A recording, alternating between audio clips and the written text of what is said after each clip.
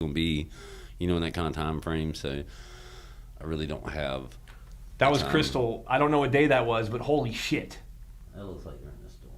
Yeah, it probably was. Yeah. Only a few dudes out to the right, but the current's got them all bunched up. Yeah. Look at this, dude. Crystal pure. Check that out. Woo! Yeah, that looks good.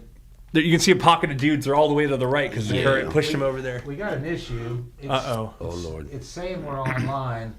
Let me switch to camera 2. Says we are live. Okay, good. All right. Welcome to the How Copy Podcast. Which number is this? Like number 30? I don't even know. Live, it's like number, I don't know. It's a lot. It's a lot more than I can keep up with. We hit 150 subscribers last week. Hell yeah. While you were with BT. Yeah. So congrats to us and to Martin. There you go. Couldn't do without our guests. That's Martin, the fact. welcome back. Thanks for coming, man. Yeah, brother. Not a problem. Hell yeah. Martin's coming all the way from Wilmington, so we really appreciate you coming up. Yeah. That's a Hey, drive. at least this time it wasn't storming like crazy. Yeah, True. It was a beautiful sunset on the way up here. Oh, man. The traffic thinned out, once I got to 87, and it was pretty clear from there on out. Yeah, probably traffic on 87 this time of day is heavy going back out towards the country because I don't know, Fayetteville's getting so bad. I always try whenever I'm. Sorry. I try to get done with all my work before 3 o'clock, Yeah. so I don't have to be out in the traffic. And then like on these days when I have to come down here and drive down Ramsey Street to get here, I'm like, yeah, I hate traffic. We're almost at 160, man. Yeah, man, it's getting up there. It's All right, hunting season now. We got so some comments already. Ace and Gary are back. Fucking Randy. All right, Randy. What did it? Oh. All right, well, we'll worry about comments later in the show. Let's get welcome on in, everybody. Thanks to our loyal tuners that tune in every podcast we see out there, Buddy, Cody. Oh, Cody's here. Anybody else out there? So, Randy says, we'll get to that, Randy. We'll get to that. We're not going to drop the bomb yet. Oh, he just wants to see the stats. Well, let's go ahead and get that out the way then. So Okay. go ahead and get your Facebook open. Yeah. And so get ready to post that picture. if you go to Facebook in about 5 seconds, I'm going to post what I think and Buddy thinks so far might be... If you're in the Big Buck contest, Michael Skipper is on the board with a fucking monster. Yep. So here it's I'm It's posting to getting the site. posted. So, I mean, it's still anybody's game. I mean, there's bigger ones out there. But when I saw that, my heart kind of sank, and I just automatically hated that guy's guts. Although he's coming on the podcast next week. I did talk to him today. I can't give you Michael Skipper. I hope I spelled your name right, but I threw him a shout out on the post. Why can't you tag him? It won't let me to. He's not my friend, Put I guess. No, he don't have to be your friend. He's on the pod. Maybe, because I'm an admin. Yeah. Well, just go ahead and post it. Well, Somebody here it will comes, post it. and it is posted. So if you want to go up there and look real quick and cry. Yeah. Because, hey, Bennett's here, Mr. Field. Hey, Fucks, did you ever get that deer you shot? Or you mentioned that. So anyway, BT is in the contest, so it started Sunday night. Oh, it started at the beginning of the season, but if you didn't have your money in by midnight on Sunday, you're out. And I know a lot of guys that were weighing their options, like, man, should I do it? Or begging their wives to spend $50 because there's some guys out there like that. They're going to see that picture and be like, thank you, Jesus. But hey, I don't want to discourage anybody. I like it. It brings competition. It's kind of like surfing with you. Yeah, for I sure. like playing pool with people that are really good. I like doing. If I want to master something, I want to compete. Even though we're not competing, I want to try to build up to your level with the best, because you just get better. And I want to try new innovative things. And so while am I hopeful that I'm going to win the pot, which I think I was up to like $800 now. I think we got 16 people in there total. Oh, why are we froze? We are. No, I mean, maybe not. Maybe we didn't freeze. Are we froze on YouTube? Yeah. Yes, we are. Well, we'll keep rolling with it. Reload it and see. Damn it. Sorry, y'all. I don't know what's going on here. Yep, we are frozen. But it says that we're rolling. Yeah. Oh, there we go. There we go. Technical difficulties. Probably the network. If we froze, I don't know. We'll see. So, Anyway. Martin, man, we've Buddy and I have obviously been out of the surfing realm for a while now. Shit, I think it's been about. Man, I ain't seen y'all in feels like ages, man. Yeah, for real. So, I am 2 months. How's it been? I mean, I missed most of that storm swell. Fuck. Yeah, it was pretty good, man. Yeah. Like I really enjoyed it. It just when it gets big off that shallow sandbar, man, I mean, it just sections out really bad. So, majority of your bigger rides, it was like catch a shoulder, run it, get a floater, come off of it, fight for 30 minutes to get back out there, and do it again. Yeah. But, I mean, totally worth it. Did you get on a short board this time, or did you stick to the long board? No, man, me and Buddy were talking about that a while ago. I really want a twin fin. I'm looking for something in the 6 foot range, really, just because I want a section runner. I want something for those days where I can handle it on my board that I'm riding now. It's just I'm limited to what's the end result is. I can definitely come around a lot more sections with a lot more speed. Yeah. If I had a nice 6 foot fish, Oh yeah. That's kind of what I'm looking for. And I was telling him I'm not so much looking for a short board style fish, I'm looking more volume towards the nose, not really a mini tanker, but definitely more volume lean towards the front, in the front rocker, and not so much rocker. You know what I'm saying? I'm a master at a bigger face with 9 foot with no rocker, with a step I've seen deck. it. So, I don't really have to have that rocker. I can use a board that short. I can just push the tail and get whatever clearance I need, so. Yeah, absolutely. One thing I noticed too is with my retro, I call it my retro. It's a modern board, but it's shaped like a retro board. Yeah. It's got a modern tail though. It's got that quad, like weird swallowtail thruster, whatever. The waves, having too much board in that kind of swell, like if you're not out of the freaking pocket, you're gonna get closed out on by the freaking. Your board's gonna get closed out on. And my board actually got last couple Aprils ago. It was a big day out there at Access 8. Yeah. And I didn't even know it. I still was surfing all day, but I got out of the water, and I remember the hit, because I remember my board did get hit in the tail. I was on a wave, and it closed it on the tail and threw me off the wave. And luckily I got sucked under where I just got taken under, and I didn't get freaking tumbled. But when I got out of the water that day, my entire tail was crushed. Yeah. Like completely. It was like this. And it's a swallowtail. But yeah, man, it's nice to have. And with long boards, as long as, because you've got the tail tucked anyway. Right. And positioning is everything. And you've just got to stay ahead of the break. And so you have to find that pocket 3/4 of the way up the face, sloping down, heavy on your rail. So like you want your weight on that inside pocket, and it's tricky. And you got to know when to fold them. When to get out. For sure. You've got to get out. I mean, surf within your limits. I don't know, man. Sometimes I get on a wave and I'm just too scared to fall off, and that's what keeps me planted on the board. Those are good luck waves. I mean, those are shit, send it waves. Yeah. Well, I mean, if you see it breaking ahead of you and you know that there's no way you're getting around it, it's head high and it's breaking so fast that it's caught up with you, and now you're seeing it break ahead of you too, you're best to just turn out of it, let it break, drop down to your knees, float around in the whitewash, turn around and do it again. I mean, you just got to pick your battles with it. Yeah, absolutely. I mean, even on shoulders here, that's what happens. Like if you get a head high wave, it'll get a shoulder, but eventually you're going to meet the other end. And they're angry waves. Yeah, so you've really got to have an exit strategy. Oh yeah. And that's the key to it all, man. Like, you hear a lot of people say, don't get caught in the inside, don't get caught in the inside. Man, let me tell you something. I'll sit on that inside until I get my lucky break. You know what I'm saying? The inside's controlled. Mm-hmm. I know what that whitewash is doing. I know where it's going. Now I don't get where I'm in breaking distance of the wave. I sit back and I wait, But I see a lot of guys that's golden rule is you don't charge into the wave, and I see a lot of people get real lazy and not want to go around the wave to paddle back out, and it take them 40 minutes of pure exhaustion, to try and get back out. Guilty. Yeah, well, I mean, I try to find those think, those breaks. I can. This is a 12-second interval. Yeah. I can get out there. Yeah. I can do it, and you make such good progress until you get 15 foot from the break, and then it's like time just slows down for you, and you cannot catch in between sets from shit. You're just getting pounded, and you finally get to the point, you just get so winded, you just start swimming through the waves and letting your board drag until you get out, you know? Yeah, that's the worst. And that sucks, man. I mean, you don't want to be totally exhausted. Well, that's what's kept me away from shortboards my whole life was, you know, I don't want to be exhausted before I ever catch a wave. Yeah.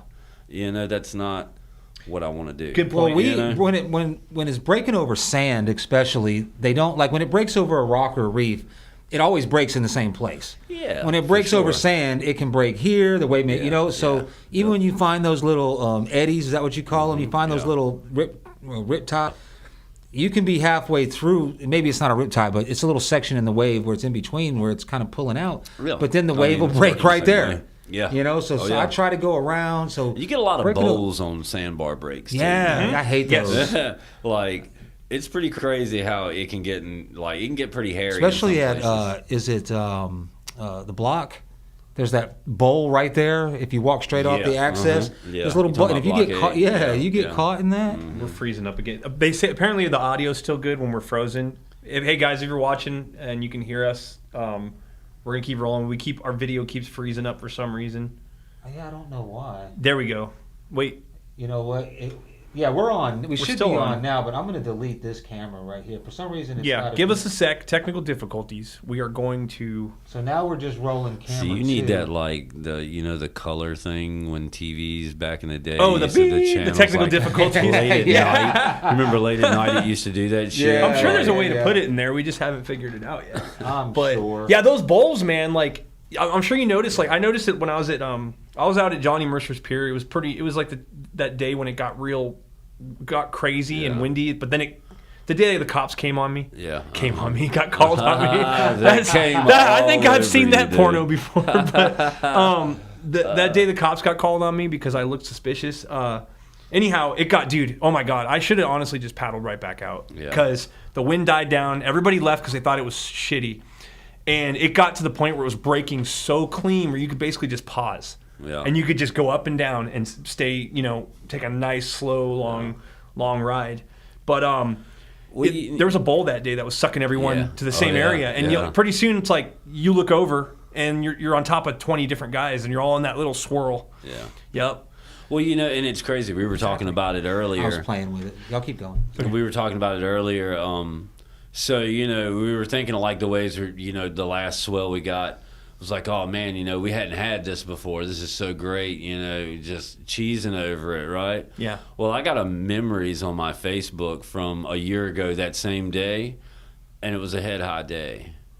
Yeah. And I'm like, wow, so I guess it wasn't any different than last year. No, because last year he was texting me, I don't know, about once a week, wanting to go surfing, and like once deer hunting season starts, that's all I'm doing. I mean, you motherfuckers ghosted us, dude. No, sorry, man. Bro. Trust me, I'm torn. It's cool, I'm torn. It's cool, dude. I totally understand. No, I mean, I popped in like last week on the chat, like, hey, what's up? But if it's not about deer hunting, I'm just not really interested in it. I don't know why. Like even my relationship it's your suffers. Primal needs. You know what I'm saying? Like it's probably just it's probably a very basic and simplistic. Or I'm just very irresponsible and just focus on one thing and everything else suffers. No way, because if you were totally irresponsible, you wouldn't focus on one thing. It'd be a million of them. True. So. I found myself, Martin, I was sitting in my tree stand yesterday, and I pulled up the cam, and I was like, fuck, I got to hit the boys up, dude. I hit you up. I was like, hey, what's up, bro? I hope you've been good.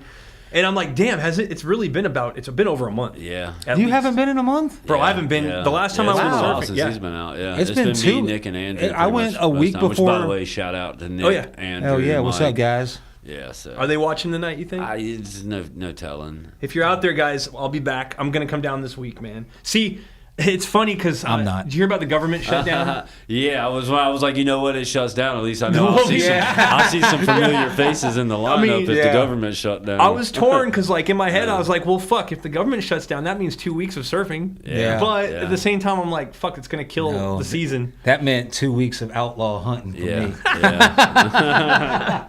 No, I would have went on game lands, but. Yeah, I don't know, man. I have been hating not having any waves. I mean, because that leaves me time to have to sit at home and watch the news, and it just don't do it. me. Don't do it. Well, you hunt too, don't you? Yeah, man, but living in Wilmington now, it pretty much limits that. Yeah, don't you got like property? Your family's got property up North Carolina? Yeah, like close to the Virginia line. So. That's if I were you, I would move there and I would live there for 3 months. No, just 3 months. I couldn't do it. I could not do it, man. That's the sticks. I mean, well, it's just I spent my entire childhood picking through weeds and fields there, and then to kind of lose your parents suddenly and tragically, it's just a little much, man. So believe it or not, after I left there, I think me and Kirsten went like a couple years ago, and I went and visited some of the older farmers that I used to farm with, and said what's up to them. They were shocked to see me, but that's the first time I had been back since they passed away. Wow. Damn, How old were you when they passed away? They passed away close to. You mind me asking about this? Yeah, it was. I mean, I was in my mid-20s. So that's young. That's young.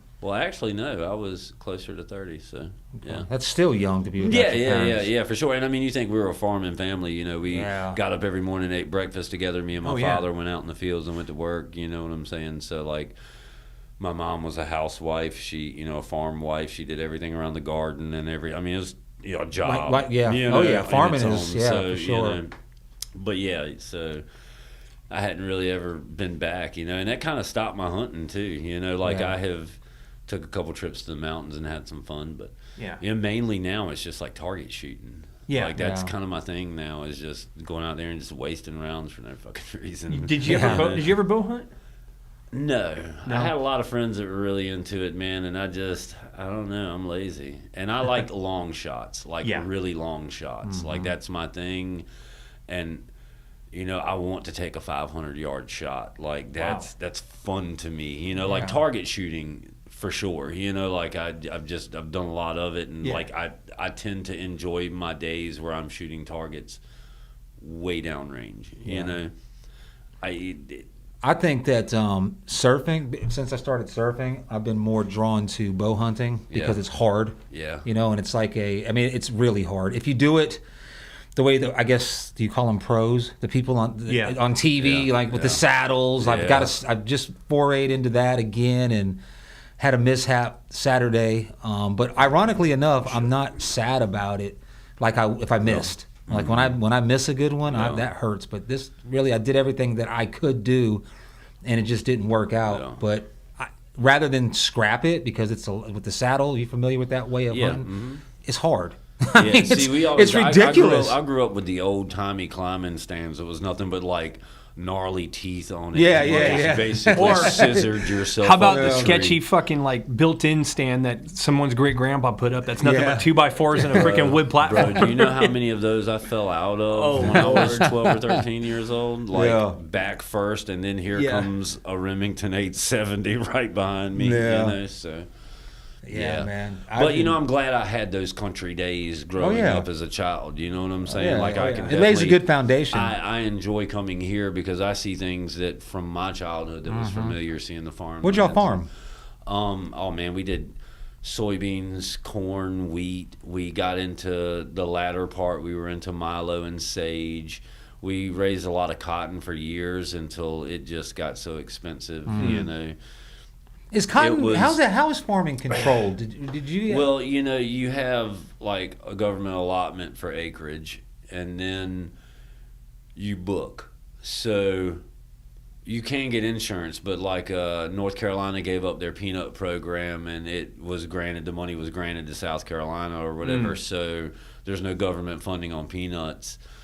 So in turn, that makes it to where you can't get government bailout for a travesty, if you have a drought or something that. It's hard to get insurance for it, so, and they don't allot you any land for it, you have to go through that independently or whatever. See, that all sounds crazy to me. And the first time government is so it's crazy how much they are you think a farmer. I grew up a local farmer, and we never we had 1,000 acres of farmland, which to us was massive, but on the scale of agriculture in the U.S., it's very small.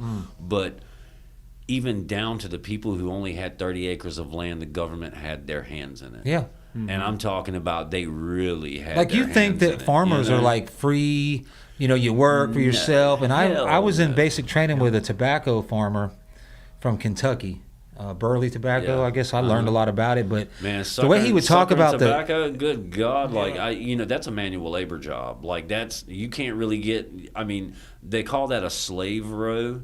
The wide row in between the rows. You told me about that. Yeah, and it's called a slave row for a reason. And I mean, you can't really get much equipment in there. You got to hand pick it. The only thing that really can run through there. So it's all manual labor. Like all of you're topping them. Oh yeah. Like, and I know guys that would go in there and half the day they'd be so sick because the nicotine. Yeah, I mean, you're grabbing that sucker and chopping it, and I mean, your hands are just so sticky that dirt sticks to it. It feels like sandpaper, Yeah. So that's something we never got into.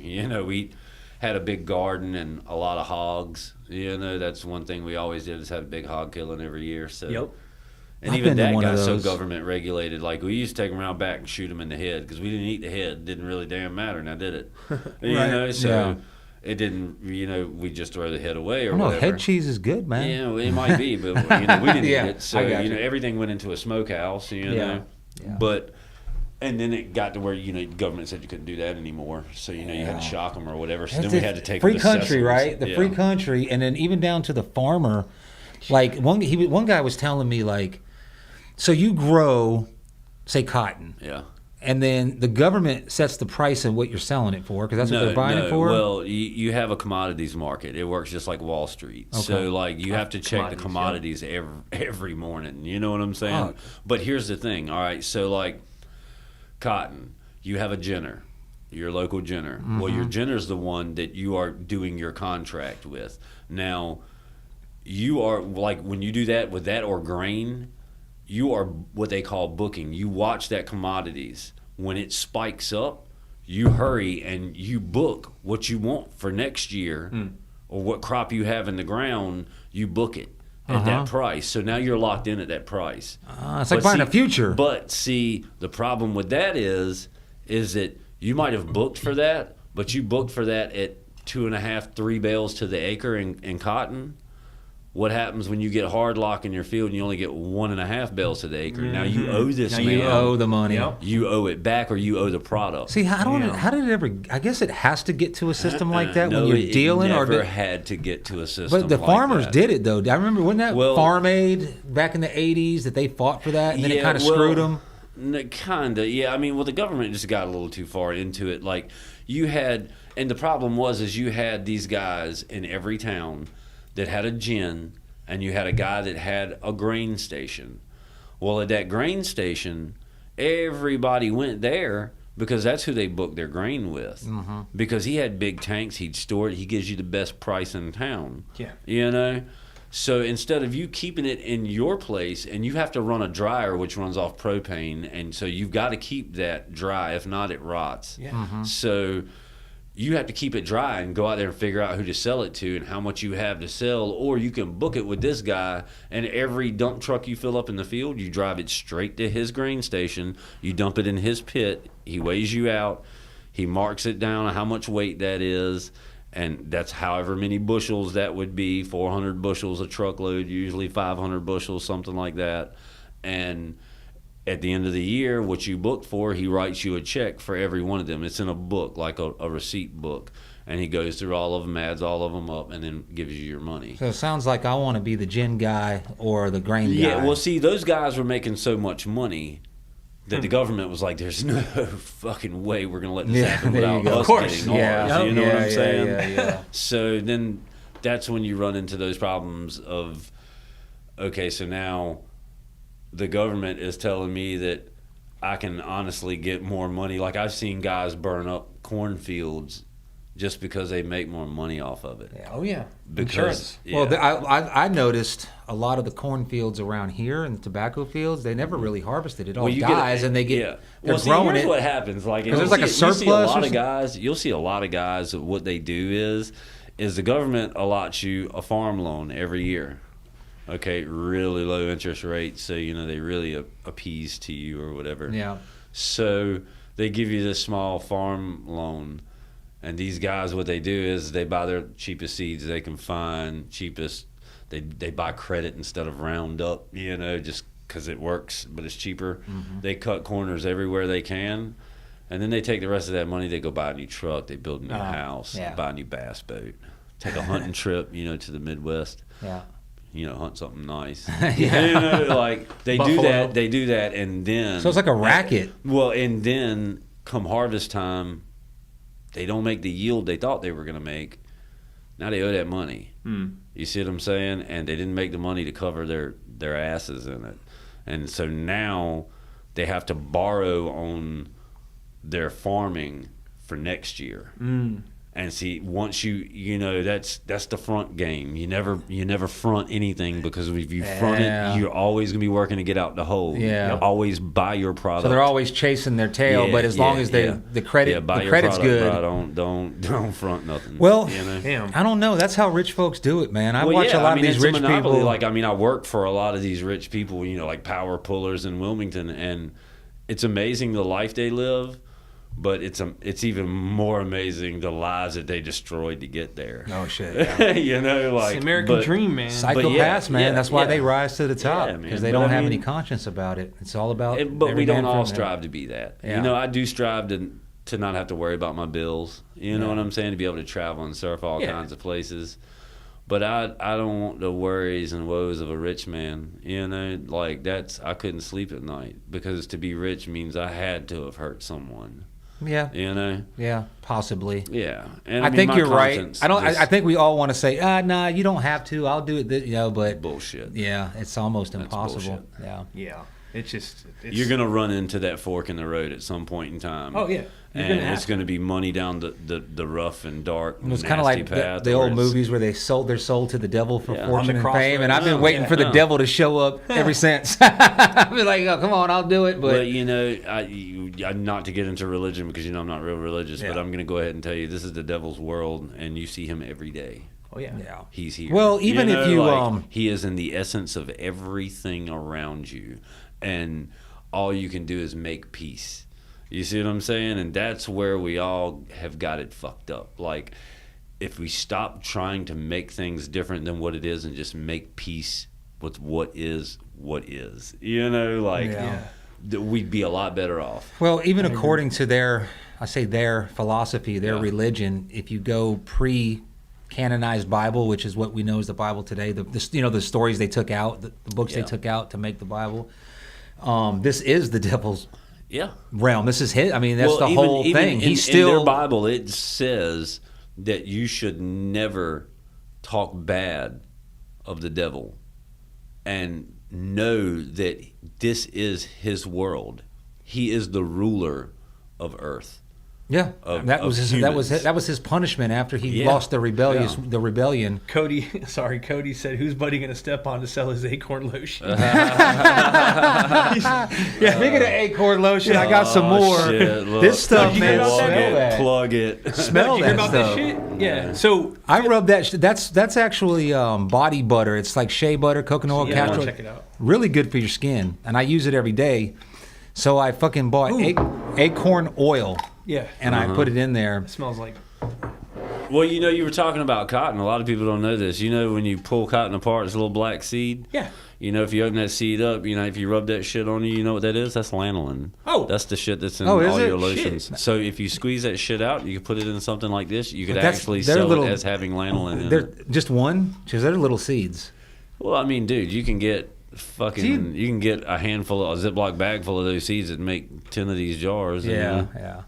Oh yeah. So I rubbed it on trees and put a camera on it. And with that night and the next night and the 3 nights that I had it there, the doe came in and they were licking every spot. Really? So you get you get to moisturize your skin. If my legs get broke in the woods, I can just rub some of that on my ding ding. I'll be okay. Dude, yeah, fucking that was... I don't know if you guys, we have people that tune in every time, but that was a big thing on the last podcast. We have Bennett Tolar here, and he's one of the local, I call him the legends of Bragg. He's one of the really respected, well-known, good hunters on Bragg. And he's very, he's born and raised here. And he was talking about using, I was going to mention this too, black walnut. Yeah. But the thing about black walnuts is you just got to be careful because it stains. Like that shit, it's a great idea. But that liquid, that's what they used to use to dye fabric with during the Civil War. Yeah. The South did because of the blockade, because they didn't have, they ran out of supplies. And And that shit'll, you grab, next time you're out and you see a black walnut that's green and just cracking open, go grab it and squeeze it and see if that shit comes out of your hands. It take 2 weeks. Do we eat those? Black walnut? No. Another thing about black walnuts is they have a lot of tannin in them. Yeah. And when they drop, they'll actually kill the plants around. Yeah. Acorns too got tannin. If you want to eat acorn, you got to I was reading about it. You got to process. You got to sweat the tannins out of it. Yep. But they used to actually use it. I don't know why we went away from it. They make flour out of it. Acorn Native flour. Americans, that was one of their staples, man. I mean, before corn's like a Southwest thing, you know. Yeah. But acorn, and the settlers here, and it makes a good salad dressing. I heard now the oil I got, I think is percent, so it's processed differently. But if you really like they get olive oil, you press out the oil. It's very I've never had it, but they say it's good. But I don't know why we don't use it. It's so readily, probably because it's so readily available that you don't really need to go to the store to buy it. So that's why we don't use it no more. I mean, we talked about this a million times, man. You and I, Martin and I, whenever we talk about like philosophy and stuff, dude. I think everything's here for a reason. We got our blinders on that we've been brainwashed by society that production is good. You go back in the old days. I remember my grandma used to talk about this. She got pissed when organic food started becoming like trendy and expensive in the 80s, right? My grandma, she grew up, I always mention this, she grew up in the Depression. She literally was like waste not, want not. A lot of my ethics come from her. I was raised by her primarily. She would tell me, man, you could go and get the 5-cent bag of soup vegetables from the farm that was organic and they looked like shit. But nobody wanted that. They wanted the nice, pretty, supermarkets became a thing. And pretty soon the peasant stuff was not good enough, and it's funny now because with all this shit we've done in the past 40 years with industrialization, now the bespoke stuff's starting to become cool. And this is shit that people used to do every day. Yeah. People used to sew every day. You knew how to sew if you were a little kid in America back in the day. I do there's something to on my shit. I can sew it. I knew how to sew it. The handmade shit wasn't valued. When all this industrialization started, now you've got people on Etsy who are freaking the crystal chicks, I call them. They smoke a lot of weed and they sit there and they make something and it's crap, but they consider it bespoke and handmade and they fucking rack on a $50 price tag on it. Well, that's because we've allowed that. Yeah. Well, I don't think we had a choice. True. Well, yeah, I mean... the common people, let's think about it. When we grew up, we're all from basically the same TV generation. Yeah. What did we watch as kids? Oh man, I watched like Alf, MASH. MASH. Did you ever watch G.I. Joe, the $1 Million Man? Oh man, G.I. Joe was my shit. Knight Rider, Transformers, GoBots, Voltron, Thundercats, Dukes of Hazzard. Yeah, Dukes of Hazzard. It was all based on violence. Yeah. Oh yeah. It was all based on good overcoming evil with violence. Even though no one ever died in G.I. Joe, they were still shooting lasers at each other. Yeah, the lasers. The Dukes of Hazzard was glorified. You didn't know they died or not. You just saw them fall. We glorified criminals with the Dukes of Hazzards and the mafia movies. Yeah. But if you take it over to places that are known, like I think Denmark is based on clinical research. Yeah. Denmark is like the happiest country in the world based on lowest depression rates and all that. During the 70s and 80s when we were watching that, because they had like a socialist government, they were watching how to build a campfire. Yeah. How to wax your ski, how to enjoy a cross-country ski trip. So we were kind of programmed to be violent, consumers, to kind of be self-serving, and then of course we're watching TV, and all of our food was basically, diabetes. I hear people always talking about diabetes, and like diabetes. Do you know diabetes is fucking preventable? Yeah.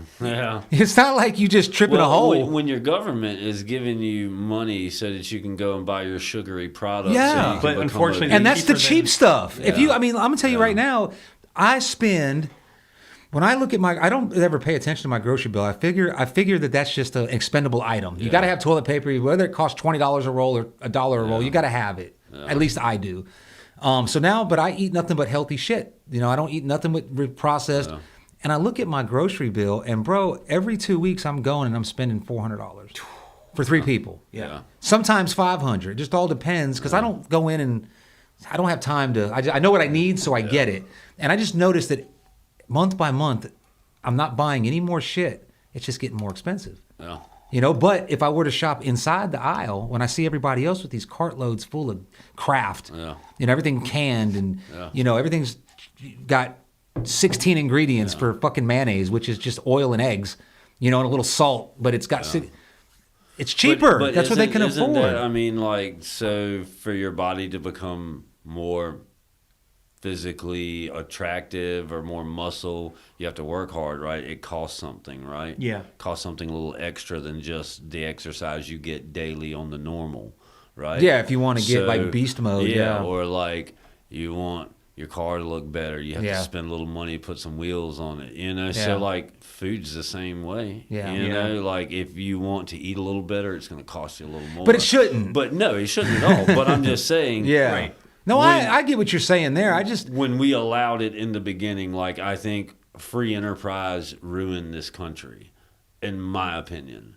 Like, and I know so many people, good people, that have prospered off of free enterprise. So it's it's helped as many people as it's harmed. Yeah. But to me, it just it opened the but doorway as opposed for to a what lot of nasty things. And I agree with what you're saying. It definitely did. Yeah. But as opposed to what? Well, because whoever has the key, if you have a socialist type where it's controlled, yeah, then it just depends on who has the keys to that power, and then it's just as bad, just in another direction. Because communism hasn't worked out. I guess it does, but then I also look at it this way. You know why you have to gamble on getting a plumber? Because that guy could have been 3 months into plumbing, 3 years into plumbing.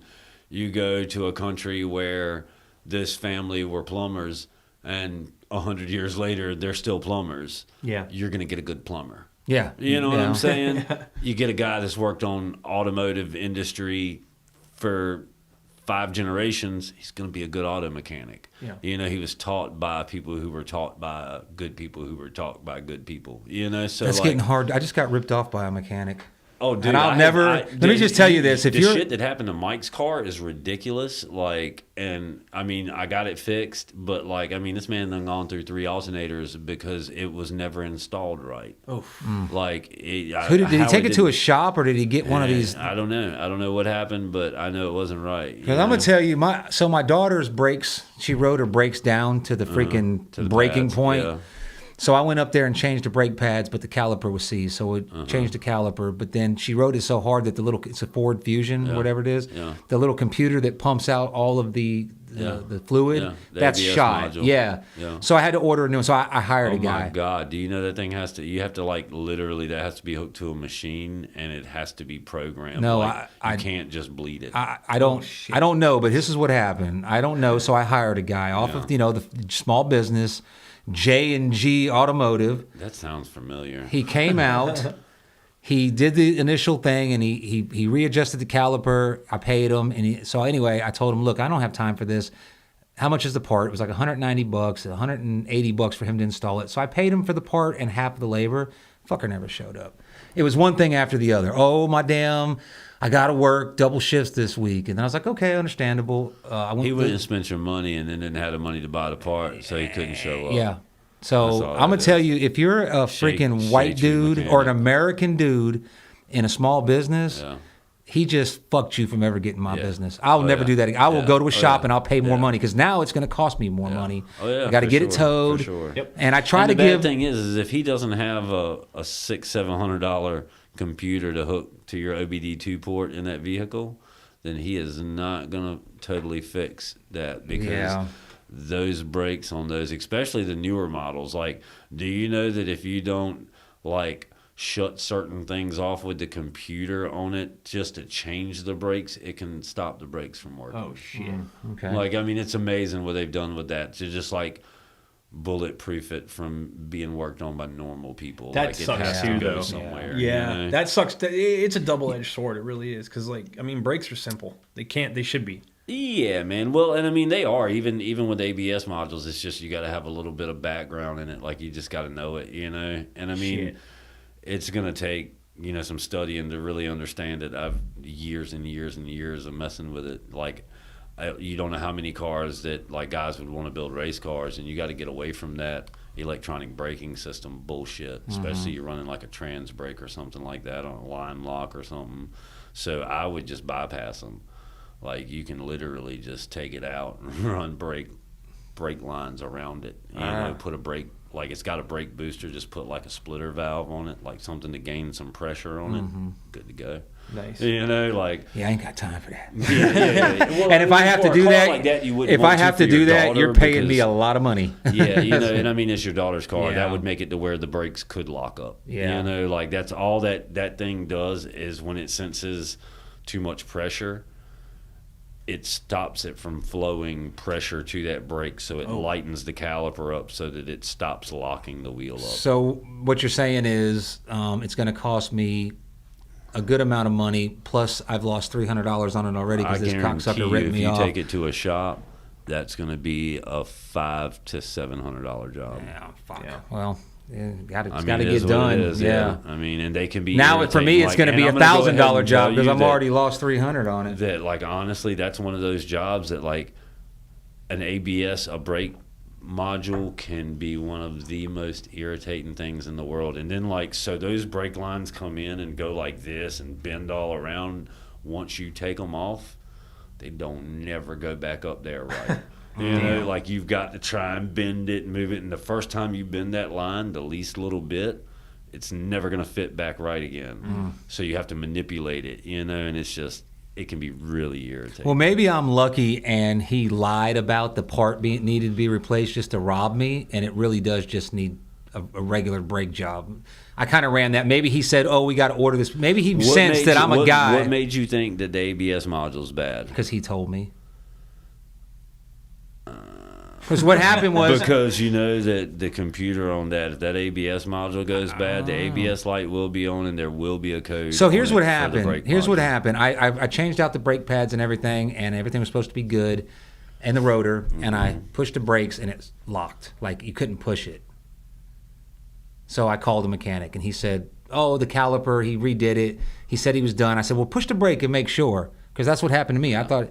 And he did. He's like, oh, shit, yeah, you're right. It's locked up, like it won't do anything. So that's when he said the module was bad. And I said, all right, order it.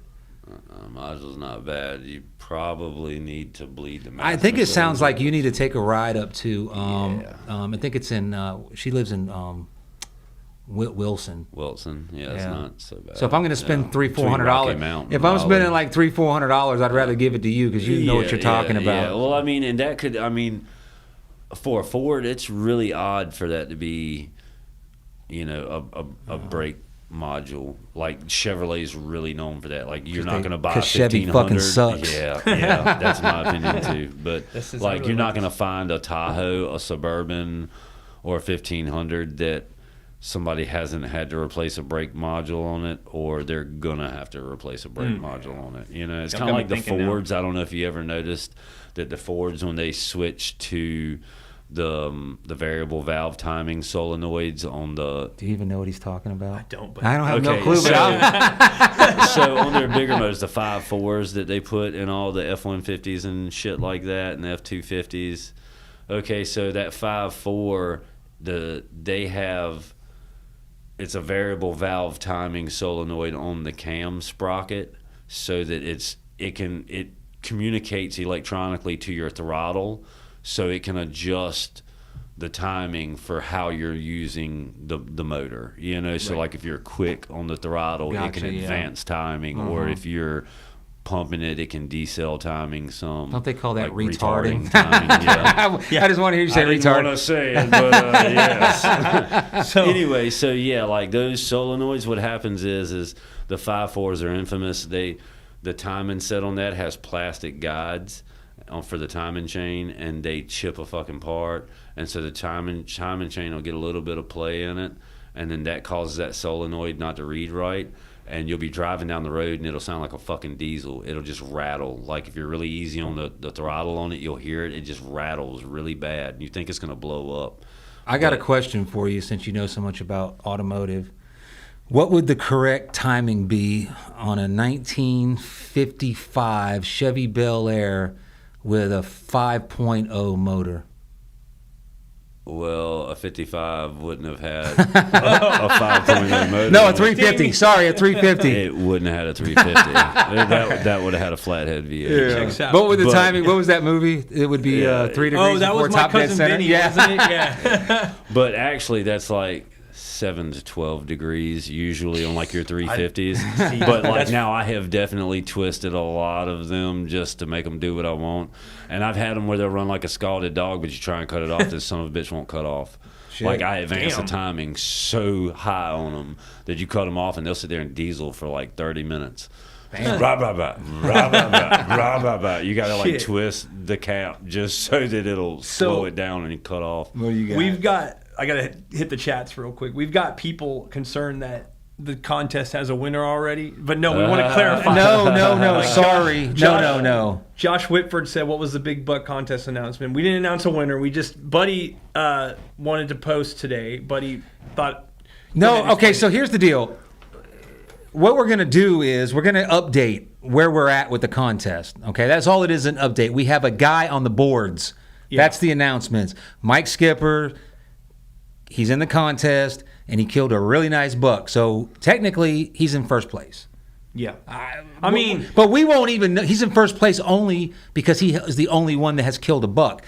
No one's going to win until January 7th when they get out and Josh Whitford and... Jonathan Holloway measure. There will be no winner announced until January 7th. I was just saying he's in first place because he's the only one that's killed a buck that's in the contest. That's a hell of a buck. Actually. And that's a hell of a buck. So I said the competition is going to be fierce. So I'm sorry. I don't know if we got sidetracked or I wasn't clear. We don't have a winner. No. We just started the competition. We got, unless you got a buck, unless you're entered and you've killed a buck, maybe you want to update us and tell us, but we've only got one guy that I know of. Yeah, there was discussion whether we should post that or not, but we decided that yesterday was it? Yeah, no, I think there was some. I think QDMA ran one a few years ago. They ran a couple, and they didn't post anything. You didn't know until the day of the judging. Right. And this is not like this ain't a Boone and Crockett fucking competition. This is like a gentleman's. It costs you $50, winner take all. It's it's for fun, but it's competitive too. So I want to know who I'm going up against. It's not going to make me hunt any harder. It's not going to make me hunt any softer. You know what I mean? I'm already hunting about as smart as I can, which is pretty stupid. It's funny too because I already got people messaging me like, "Nice buck, you want to mount it?" I'm like, "That's not my fucking buck." Yeah. That's the people. Be responsible, internet people. People, when you see a post, read the context of the post. The guy's got a small business, and he's like, a lot of guys out there making their money. They make the good coin during hunting season, mounting and doing skull mounts. So he just saw that and was like. Yeah, I don't know. See, that's the thing. A buck like that, though, I think I would want to shoulder mount it, but there's no way he's going to get it back in time to measure it. That's the question, too, man. Martin, you look like you got something boiling on the conscience. No, I was just listening. Yeah. So what we did, we ran in the Fort Bragg Hunt Club. Okay. I don't think he's tracking. A big buck contest. Yeah, so, I remember you saying something. Yeah, it was initially $100 to get in and no second place, so winner take all. We got 14 people in. I think Randy... It was Randy's idea, not mine, because I'd rather be playing for $2,000 and not $750 or $800, whatever we're at now. So it should be $1,400. But we got more people, I guess, at $50. $1,400. If all you want is $700, I know some crackheads around my way. You can pay to go in them woods. They kill it with no gun. Hey, send them my way. Send them my way. No gun. I mean, y'all talking about some straight up vine swingers. Like these guys don't get them. They're go getters now. They're go getters. Yeah. Look, you give them a K-bar and some wire, and they're good to go. They're gonna get you a 12-point buck. They're gonna get you a deer. Just give me about 4 of them, and I'll sign into the area, and I'll tell them where to go. And just go in and get it because I think we're going to be about $800 is going to be the pot is what it looks like right now. I'm not really sure, but it's fun. It just adds to the suspense. I mean, if you've hunted, you're sitting there, and every time you go, you're hoping that today is the day that you fucking kill the record. I mean, and then 100 hours goes by, and you're just like, I'm never going to see nothing. I suck. Which was happened to me Saturday. I took the fucking brand new system that I've never even fired an arrow out of. And I thought they were going to shut down hunting for about a week, 2 weeks, a month. I don't know. I wanted to use this system. It looks real comfortable, and it was. But anyway, so I use it, and I'm just sitting there. How did that comfortable work for you? Huh? How did that comfortable work for you? It was comfortable. Really? Man. No. Like usually the ones that are comfortable for me just don't end up No, I went, instead of getting a saddle, which I've had a saddle before. I just didn't like it. I like the climber. Rayford's finest. That's the crack. Yeah. But they make a hybrid. So it's a saddle and a chair combined. So when you sit down on the rope, it turns into a seat. And it's got a headrest. It's super comfortable. I was in it for 8 hours. Buddy's, you're on Buddy's Facebook, right? So you've seen him posting pictures of all like that was my look. That was my cameraman. But it's just funny because like whenever I see I bring a cameraman with me when I go hunting to film all my shit, all my highlights. That's what pros do. Yeah, that's what pros do. You know, I just dropped my Sitka sponsor. I gave up the Sitka sponsor for the First Light sponsor, the camo. Yeah, I rode with Under Armour for a while, by Jeep yet? not yet. I'm working on that. They're shooting offers, man. I'm fielding. I might go to fucking. Man, they went to electric, man. You ain't hippie enough for them. Shit. Shit, they did, didn't they? Yeah, that 4xe. Like, what in the world? Electric like, cars. It ain't bad enough. You got rubber duckies all over your dash. Like, okay, I got one. That's bad enough. Like, hey, you know what? You don't need to go out there and make it electric. You have look. So I was in in your camp at one time for years. I fucking hated Jeeps. No, I love a Jeep. I didn't like the guys that drove them and they waved to everybody. You know, and it's like, hey, you know, I just didn't like. I was a truck guy. Yeah. But you know, circumstances dictated that I needed to get something a little cheaper. So because I'm leaving, you know what I mean. So I went with the Jeep. It was good for hunting, but now I love it. Yeah. And now when someone doesn't wave Pablo to me, Escobar sold me on them when I was a little kid. I remember seeing him on that, like there was on some news shit, and he had like the Cessna plane, you know, right at his entrance, and he was driving the Jeep through there, and he had his leg hung I know out. that video. Yeah, I was like, holy shit, I want to be like him. Yeah. You had a Jeep too, didn't you? Huh? Did you have a Jeep for a while? No, a buddy of mine had you remember the old like 70s model with a 304 in it that had like a part from every manufacturer on the motor, like it was so not theirs. But dude, that bitch was so bad on gas, but believe it or not, it was heavy for what it was. And I mean, I watched guys with Toyota pickups, the old 80s model ones with the 22 REs, just like go around them when they would get stuck in that Jeep. You know, and I mean, that Jeep sounded, because, you know, back then they put headers with the glass packs and they turned out right by where you'd set your foot at. Oh, I remember that. And they sounded so good. They were so badass sounding. I will tell you but they wouldn't go any damn where. I'm thankful I had my Jeep. Yesterday I made a goof move. I was pulling out of my spot and I went a little too far back and I ended up, there's some gnarly I mean, I was on Bragg last week in a fucking vehicle, a military vehicle flipped over. I saw the pictures of that. You saw that shit. It was one of those new. I don't even do chain. I'm gonna do some shit. Watch this. I would have rolled up next to him and been like, "Hey, you can't park there. I'm going hunting." For sure. Dude, those guys were stuck like Chuck, man. But in I did the same. It looked like they tried to ride the ravine and then just got like literal sideways. I'll vouch for them. They weren't doing anything stupid because honestly, that's like if they were doing something stupid, I would have been like, fucking. Well, sucks no, to be them. They should be out there trying to do something fucking stupid. They were going to learn the limits of that vehicle. They were doing that. You know, you want them to know that shit. Yeah. So. That's exactly what they're doing. It was 3 NCOs, which is a non-commissioned officer in the Army, 3 leaders, and they were in a unit that doesn't have a lot of vehicles, but they had these new vehicles. Honestly. Vehicles have changed even since I got out. I only got out 6 years ago. Yeah, I've been looking at like the newer models. I don't even know what that thing was fucking called. It wasn't a MATV.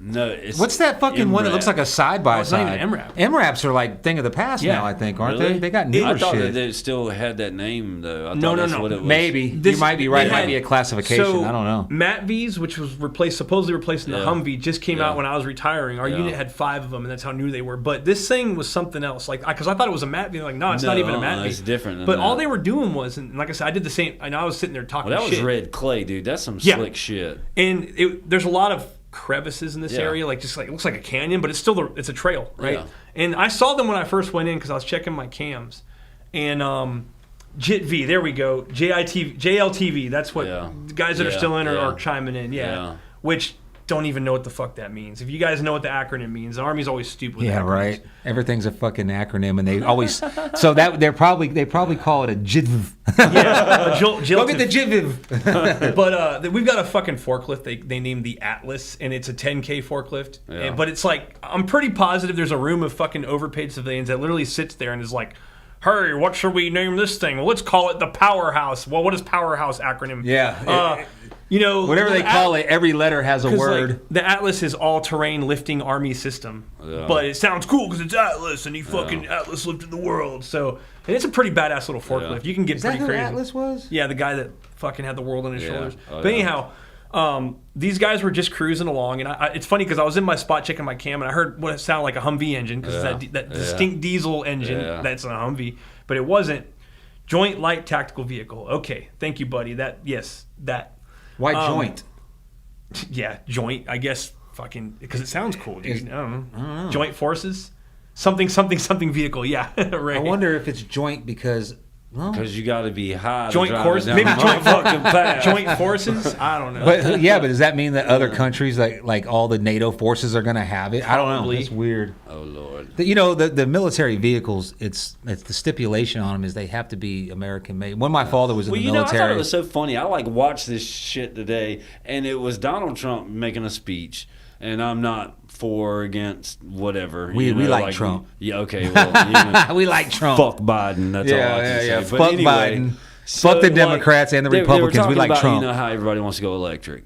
And he was talking about, an electric car is fine if you want to go 15 minutes up the road to the candy store. But if you want to take a trip hours long, gas is probably your way. Well, he was talking about that in our military now that they want to spend this money for more environmentally friendly, less footprint, less impact on the earth on the jets and tanks. So you mean to tell me that you want a jet that is good for our environment, less hazardous for our environment, as it's bombing that environment? Yeah. What kind of sense does that make? Because those people got to go. We're going to totally destroy it. Yeah. What does it matter? Well, we want to destroy your environment while ours stays good. But I'm saying, so it's just for any kind of training or any running they get done stateside? That doesn't make much sense to me. It's because it's cool to be. That's the thing. That's all. And I think that's just ridiculous, all bullshit. Yeah. It's all a lie. The real reason why is because there's so much money in cobalt right now.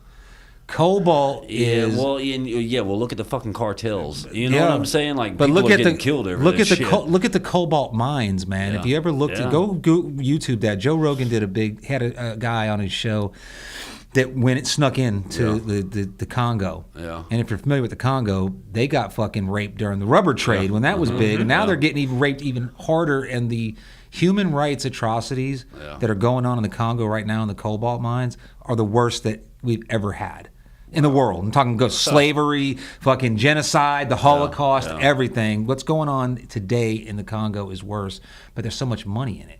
So we want everything to go electric because if I'm a guy who's dealing and making billions, we're not trillions. Yeah.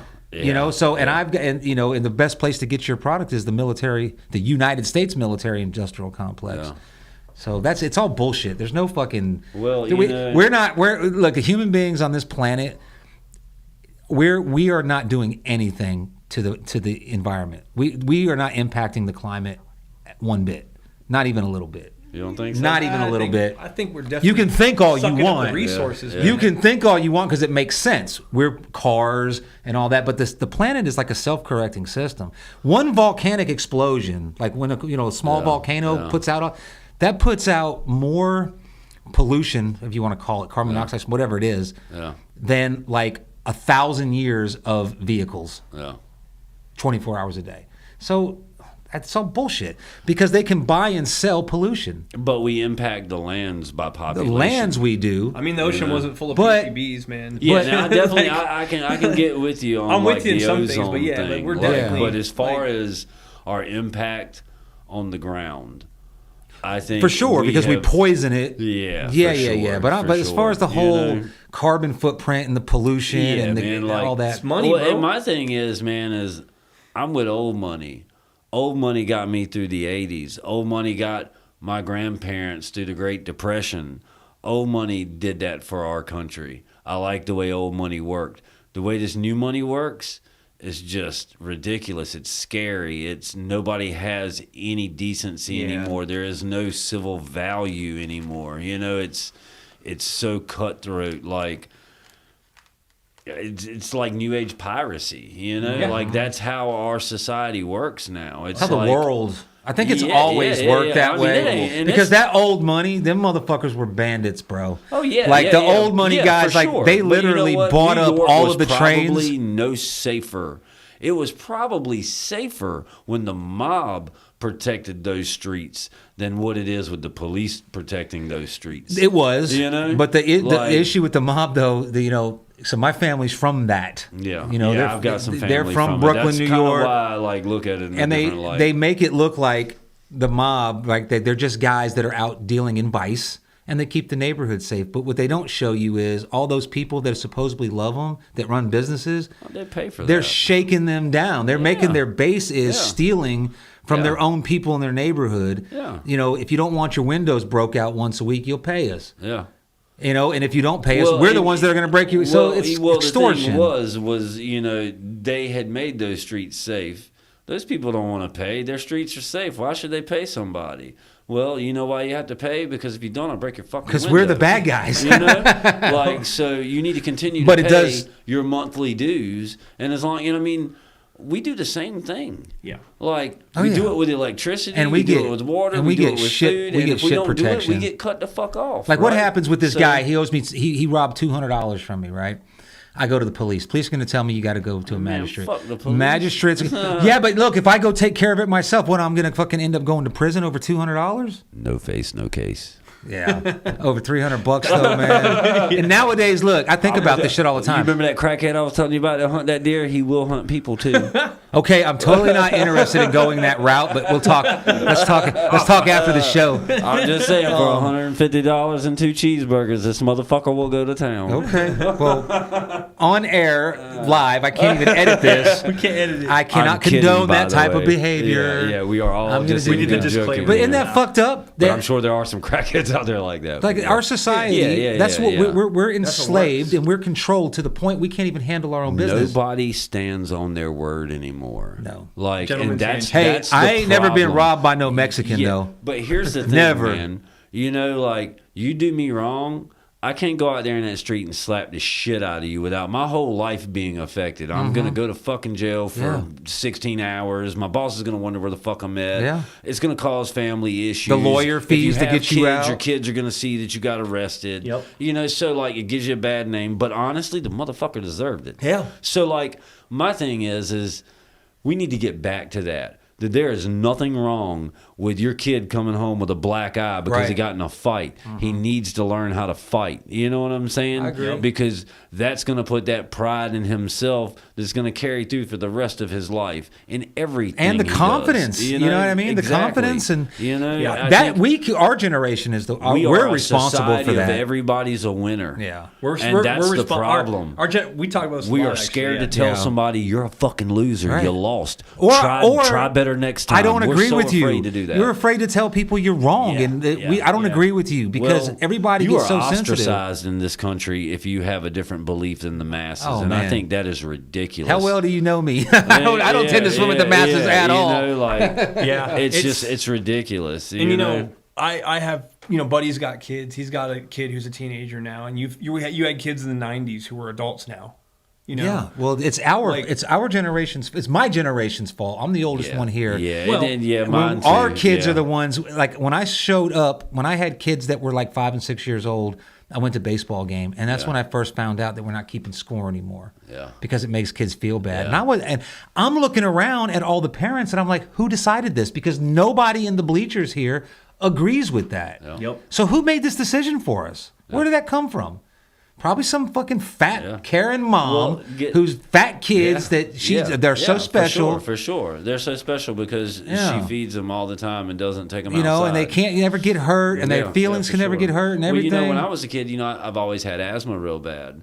Well, when I was in first and second grade, we always had field days. I don't know if y'all remember having field days. That was fun, bro. Yep. So I used to always come in last place when we do the little run thing or whatever, around the little relay race or something. The relay races.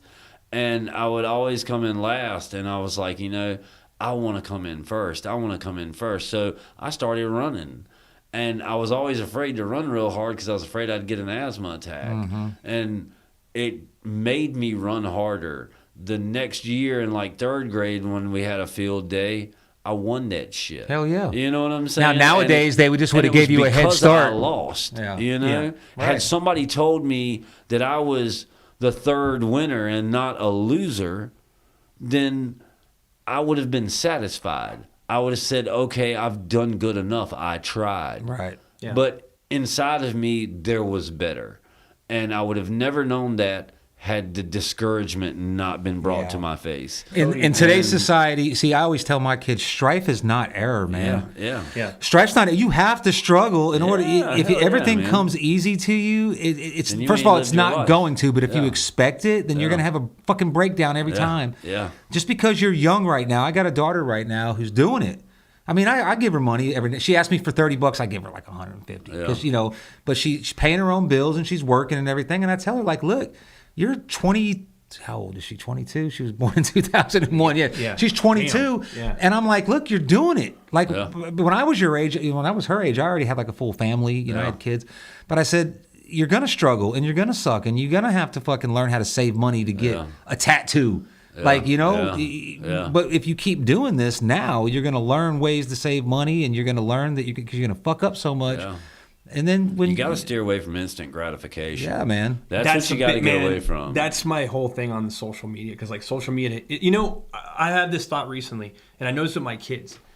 I think like skip ad function. Yeah. That's fucking up a lot of people. Like people are so impatient with just that they have to sit and like it gives you the option.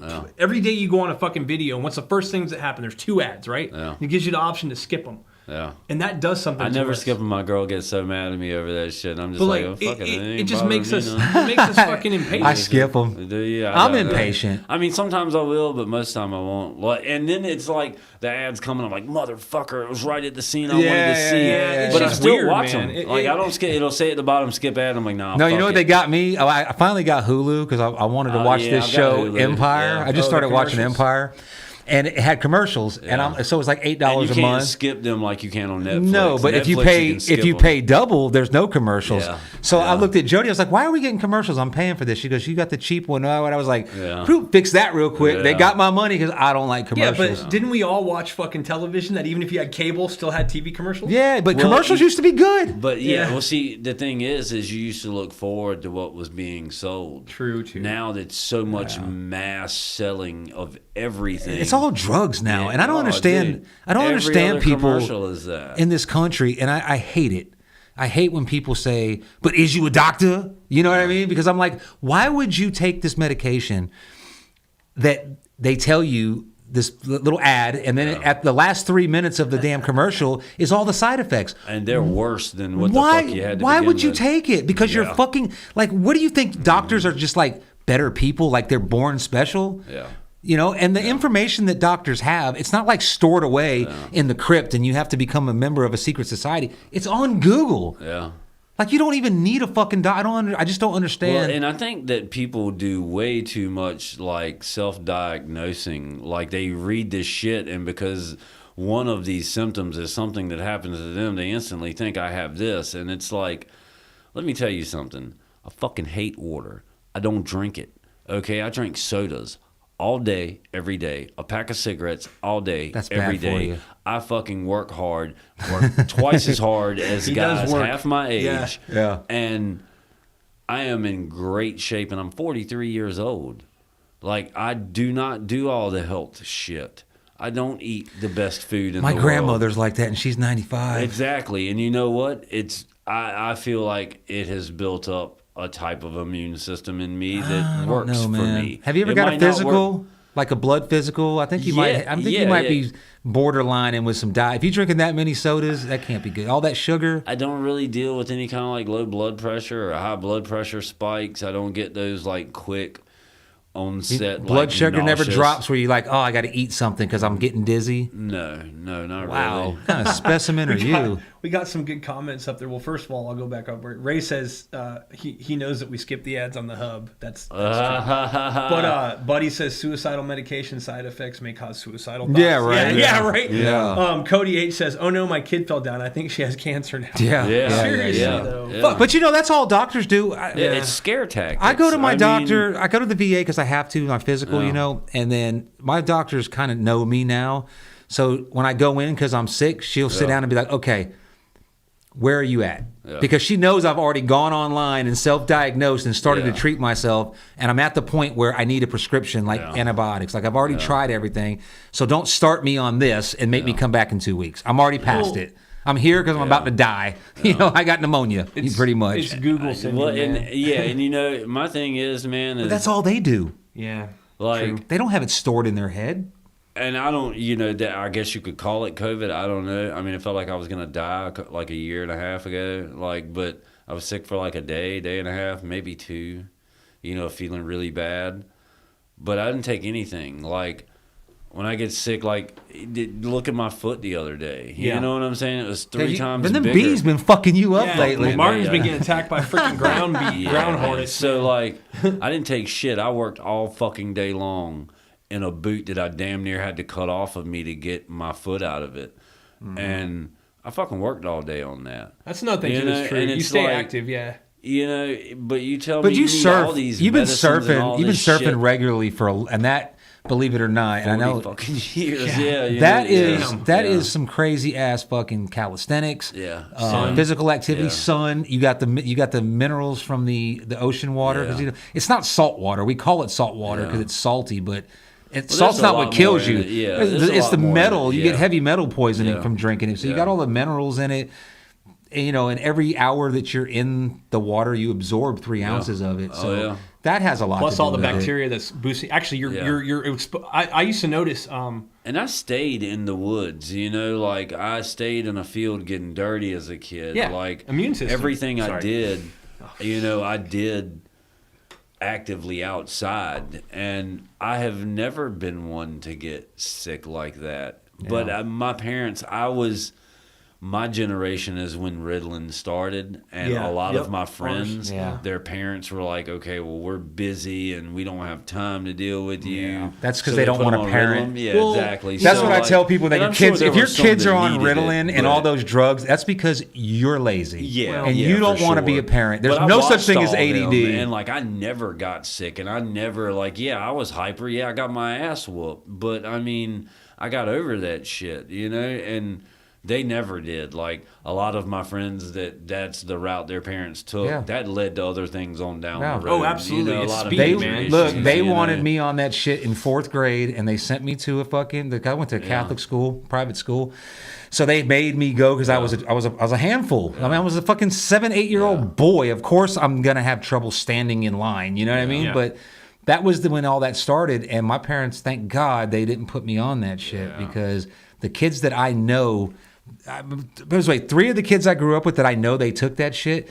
They were the fucking kids that had like covers, like sheets on their mirrors, weirdos, and 2 of them have killed themselves. Oh yeah, and they were on these their mom would have to come in and give them the drugs. You know, and I just, know, see, that's just and what is it? Because like we've got some family of ours that are going that route with their kid, and like, you know, they're putting the little Band-Aid thing on their back, and it's like, you know, it's the medicine or whatever, and it's just like, I can so tell, and it's I'll tell you what works. It's sad when like hunting those kids, I can take those kids and get on a skateboard with them, go to the park, we can go and do things, and it's just them being kids, and it's like their parents don't have the patience to allow them to be those kids. Well, and then like you wear them out in an hour and a half of them being out there, and then the parents come back and say, oh, wow, they slept so good. And it's like, because they were actually outside. They got all that energy they got to burn up. Yeah, you know, and they were being creative, like, and you should support that. Like, we were at a playground. I know y'all saw the video of it, but like there was like a slide castle here and a slide castle here, and I got them to each one of them go to a different one. Whose kids? It's my girl's sister's kids. Okay. And so like they were interacting with each other from different castles, and I got them talking about what they needed to do and how they were going to take over land. And, like, so they were thinking, you know, they were doing something other than just their parents are bad about, let's set a tablet right here, turn it on, and let them play with that. The babysitter. I hate that. Yeah, you know, and it sucks because they don't get the time outside that they deserve. And kids nowadays, and it's not their parents' fault at all. Like, they can't. I mean, and that's everybody in society these days. Yeah, like, we talked about you have to work yeah. so much that you can't spend any time being a human being. Yes. Or being a role model for a human being. Right. And that's the problem, is we steer away from being a role model for other human beings. So my thing on that is always change your. People are always like, everybody I know that works a job, not a career. If you got a career, you're happy because a career means there's not enough time. Yeah. A job means that's too much time and you don't like your life. Why would you do that? Well, I have to. Change your fucking circumstance. It's not easy. I always say it's not that hard to do, but it's hard work. You know what I mean? So it is hard, but change your fucking circumstances. And I never understood the mindset. My mindset has always been, I will do what I have to do for as long as I have to. But my mind is always thinking, where can I get out of hating life? Yeah. I don't want to work all damn day for bullshit pay, like what the song goes. You know. Well, I just learned how to play that on guitar today. You know, it's easy for us to sit here and say you can always change that. But I know people that have been trying to change that their entire lives. That don't do any drugs, they don't drink, they work hard, and life does not let them. We had this discussion too. I think people confuse hard work with hard labor. Okay. Oh yeah, for sure. Hard. So the consensus is the guy in the factory, that's the hard work, and the guy in the office, he don't do shit. To me, the guy on the factory floor, that's hard labor. Yeah. It's hard work to get that guy to show up to work on time, to get all the materials there for him to assemble it, to sell it and put it on pallets and move it out. So a lot of people get bogged down in hard labor. Yeah. You know what I mean?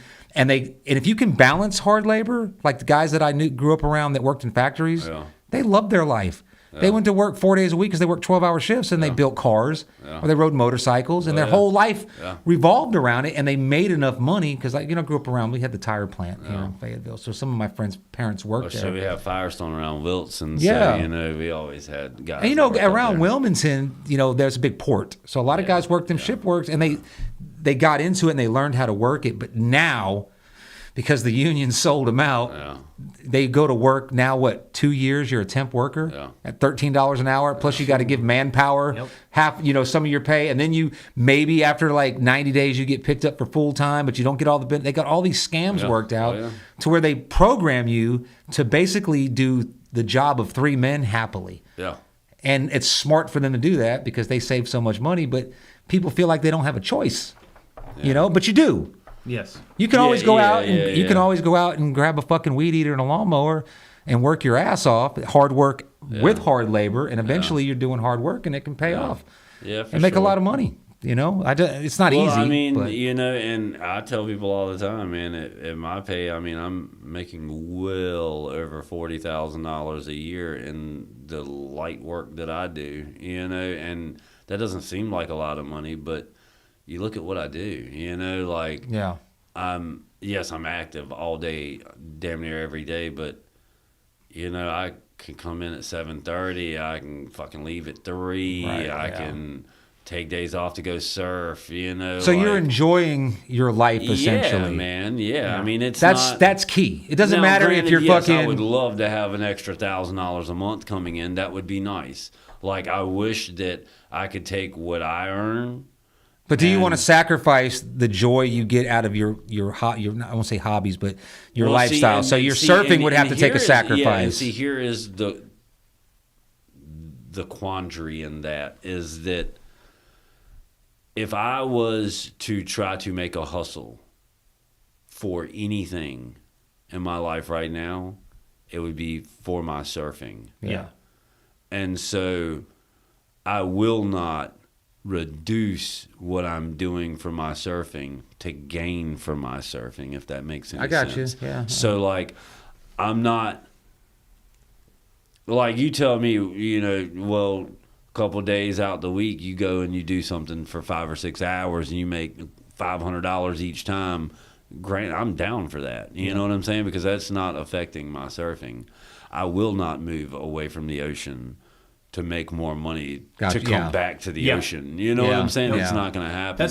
I'm not going to work 7 days a week at 10 and 12 hour days just to get the overtime to make it feel fucking worth it, when really my overtime's just paying my fucking taxes that they're taking out. Which, by the way, I don't know what the fuck is going on with my taxes. I have never in my life paid out over $200 a week in taxes on like $800 a week. Bro, you know, like that makes no fucking sense. You're in North Carolina, man. So you're getting state tax. Is that all federal, or is that state and federal? That's state and federal. It's everything out of my check. Yeah. But like, and I don't get any kind of garnishments or anything like that. So I mean, it's just straight what. Now I do not claim anyone. But you'll get. So, wait a minute. So here's the thing about it. I'll get a lot more back. You'll get more at the end of the year. That's the thing. Is you pay $200 a month or week, whatever it is, then you file your tax return. If you do it right, if you just go down and do the quick one, you won't. But you get an accounnt, like you're gassed to get to work. I've been years now and haven't paid any taxes. Like, don't say that on air. I don't give a shit. Well, you think I care? You got to find me, motherfucker. Hey, all right. Yeah. No, I mean that's. We can talk offline about that. Yeah, but I'm just saying. So like, you know, like my thing is, but I never made the kind of money in a legit business to where I feel like I need to pay in tax. Like my thing is like now, okay, taking out $200 a week, you're doing that every fucking week. You're getting enough money from me, motherfucker. Like I'm not gonna fucking file my taxes so you can tell me I owe you more motherfucking money. You got $200 of yeah, but money. if you filed your taxes, you'd get all that money back plus some with all your. But my thing is, man, if I'm giving you hush money, you leave me the fuck alone. I'll leave you the fuck alone. You know what I'm saying? Yeah. You know that's kind of, and honestly, that is how it's worked with me and the government. It's basically, okay, I will give you what the fuck you want, but I'm gonna leave you alone, and I'm gonna leave you alone, and it's worked. We have had a great relationship so far, and but see, what gets people is the fear of the day that they do come, so they pay their taxes. It's not illegal to song? Not pay your taxes. From nothing leaves nothing. And that's just it. What are you going to take from me? You know, what are you going to jail me? No, we're going to take your car. That's in my. Everything I own is in my mama's name. I don't own anything. What about your car? My mama. You know, your house. My daddy is in his name. You know, they're legit people.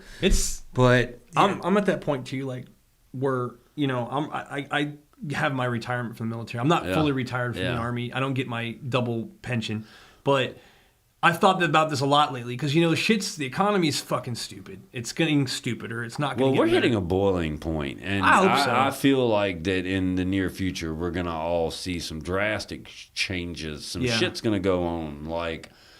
You know, with Russia parking these nuclear bombers in Venezuela. Yeah, but you know what's fucked up about that?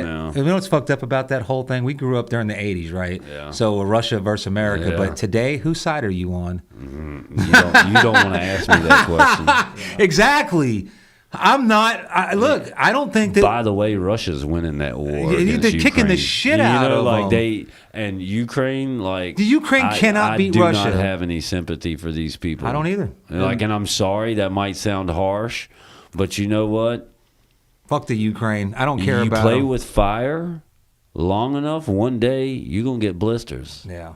And now your blisters are about to pop. Well, they're just puppets. They don't. I think they probably know it. The people in charge that run the country, they know they're doing what we tell them to do. Yeah, I mean, we've been in a proxy war of Ukraine at all. Like, it's not like I'm sitting here government. Like, man, fuck all the citizens of Ukraine. No, I'm not like that. Yeah. Ukraine as a government, fuck them. But you know what? It's your country, and if you don't like what's going on, fight for it. You know the Cubans did. Yeah, the Cubans didn't like. Castro didn't like was because you can say what you want about Castro and all them, but he sure as fuck took over his country, and he's running it, or his brothers now, but he ran it. Yeah. For 50-something years, the way he wanted to. Yeah. You know, I feel the same way about any country. And hey, it's fucked up what's going on over there. Russia hasn't really done so bad for themselves since the Cold War, have they? I mean, they've been a pretty productive country. They're doing pretty good. And they've done a lot for, like, the environment. I've known that, like, they went head-to-head threatening Monsanto over this shit, killing all the honeybees. Like...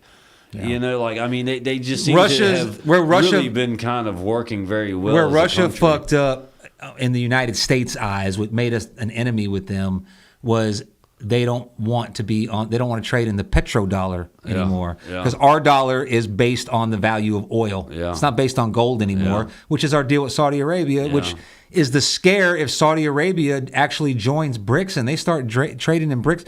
BRICS money, the U.S. dollar is going to tank. Your fucking $100,000 you got saved up might be worth 10. Yeah, that's you know what I say. mean? Yep. You might go in the store and buy a pack of ramen for like $10. Yeah.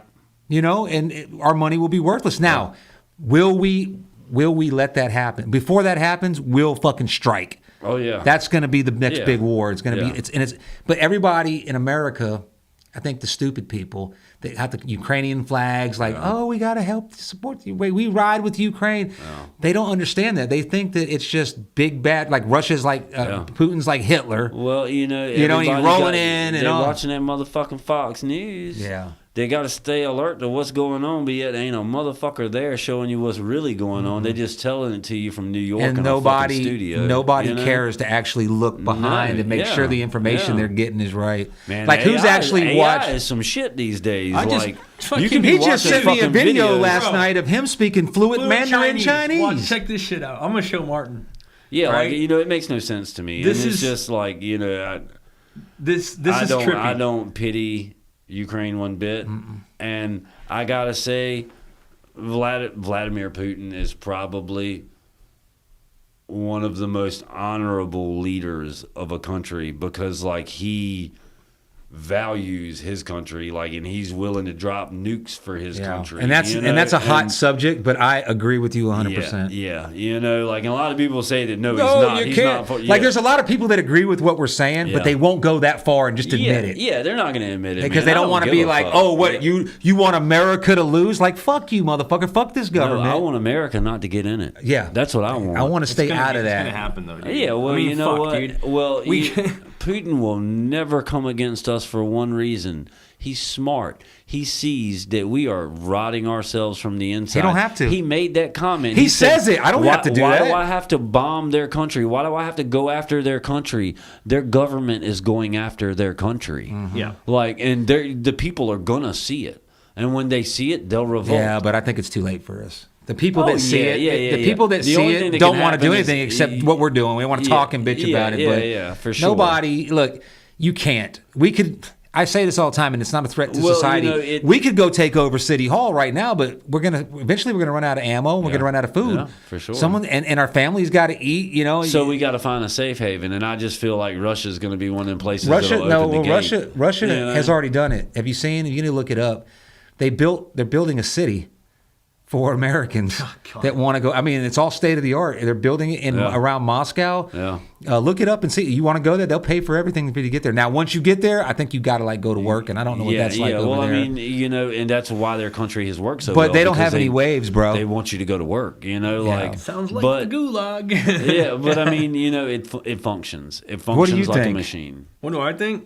I think we're fucked, and I think that there's no stopping it. And I think I'm just going to focus on keeping peace in my household, and I'm ready for whatever. I will protect me and my neighbors. Yeah, I mean, my friends like, and that's shit, just the way it is. And you know, I know that I am a speck of dust in the storm. You know what I'm saying? Cody H says it. He says it. And that's Taliban paraphrasing. You have the strength, but we have the time. I mean, that's not a lie, dude. Yeah.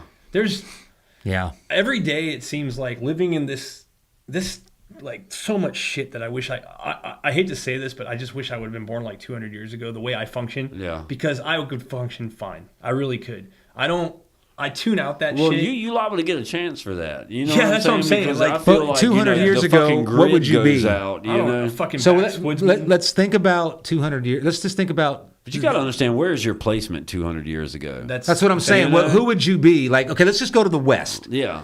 So like, in all the Western movies, you got the good guy, you got the Lone Ranger, then you got the farmer, and then you got the shopkeep and the barber. Who would you be in that scenario? Yeah. Well, I know who I'd be. I mean, I'd be the guy on the farm that was way the fuck off from everybody, just trying to self-sustain. Yeah. Because that's really what I would be Curly Bill. You know? I want to be Curly Bill. I want to be the bad guy. I want the red sash. You know, the reason I like to hunt, hunting is more than just like, you know, everybody has their reasons, but I'm perfectly okay not having a fucking phone. So turn it off. I told you that last time. Well, that's the thing. I can do that. I've done that. But when I do that, people that I want to associate with, I lose track of them completely. Yeah. And that's what I hate. I'll fucking write you a letter. Yeah. Are you going to write me back? Probably not, but I still want to know what's going on. I'm not. You have to be, you're kind of forced to be plugged in. I'll just be honest with you. That's what I'm saying. Send me a text. Don't even call me. Send me a text. But Martin, I want to show you this real quick, and I want to show it. Like, I don't know if it will pick it up. I'm gonna go get a drink. Fucking crazy, dude. And take a leak. I was on Facebook last night after I got back from hunting. I hadn't even washed my face yet. I still had camo on, but my buddy posted this thing. There's an AI app where you make a statement, and you push a button, and it completely AI does a video of your voice, giving you the proper dialect, speaking the complete different language. Oh, yeah. I feel like the Matrix. Chat GP shit? Check this shit out, bro. I don't speak a fucking lick of Chinese, all right? Look at that shit. All right, I'm going to show the camera. This is fucking trippy, dude. Yeah, that's crazy. Oh, wait.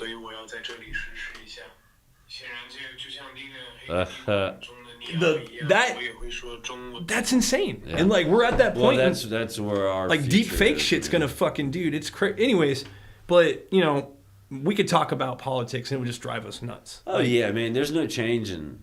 There's a storm coming. You can't fucking stop it. That's just the way it is. You know? Right. And we just got to prepare ourselves, man. I mean, we've seen storms before. We'll see some after.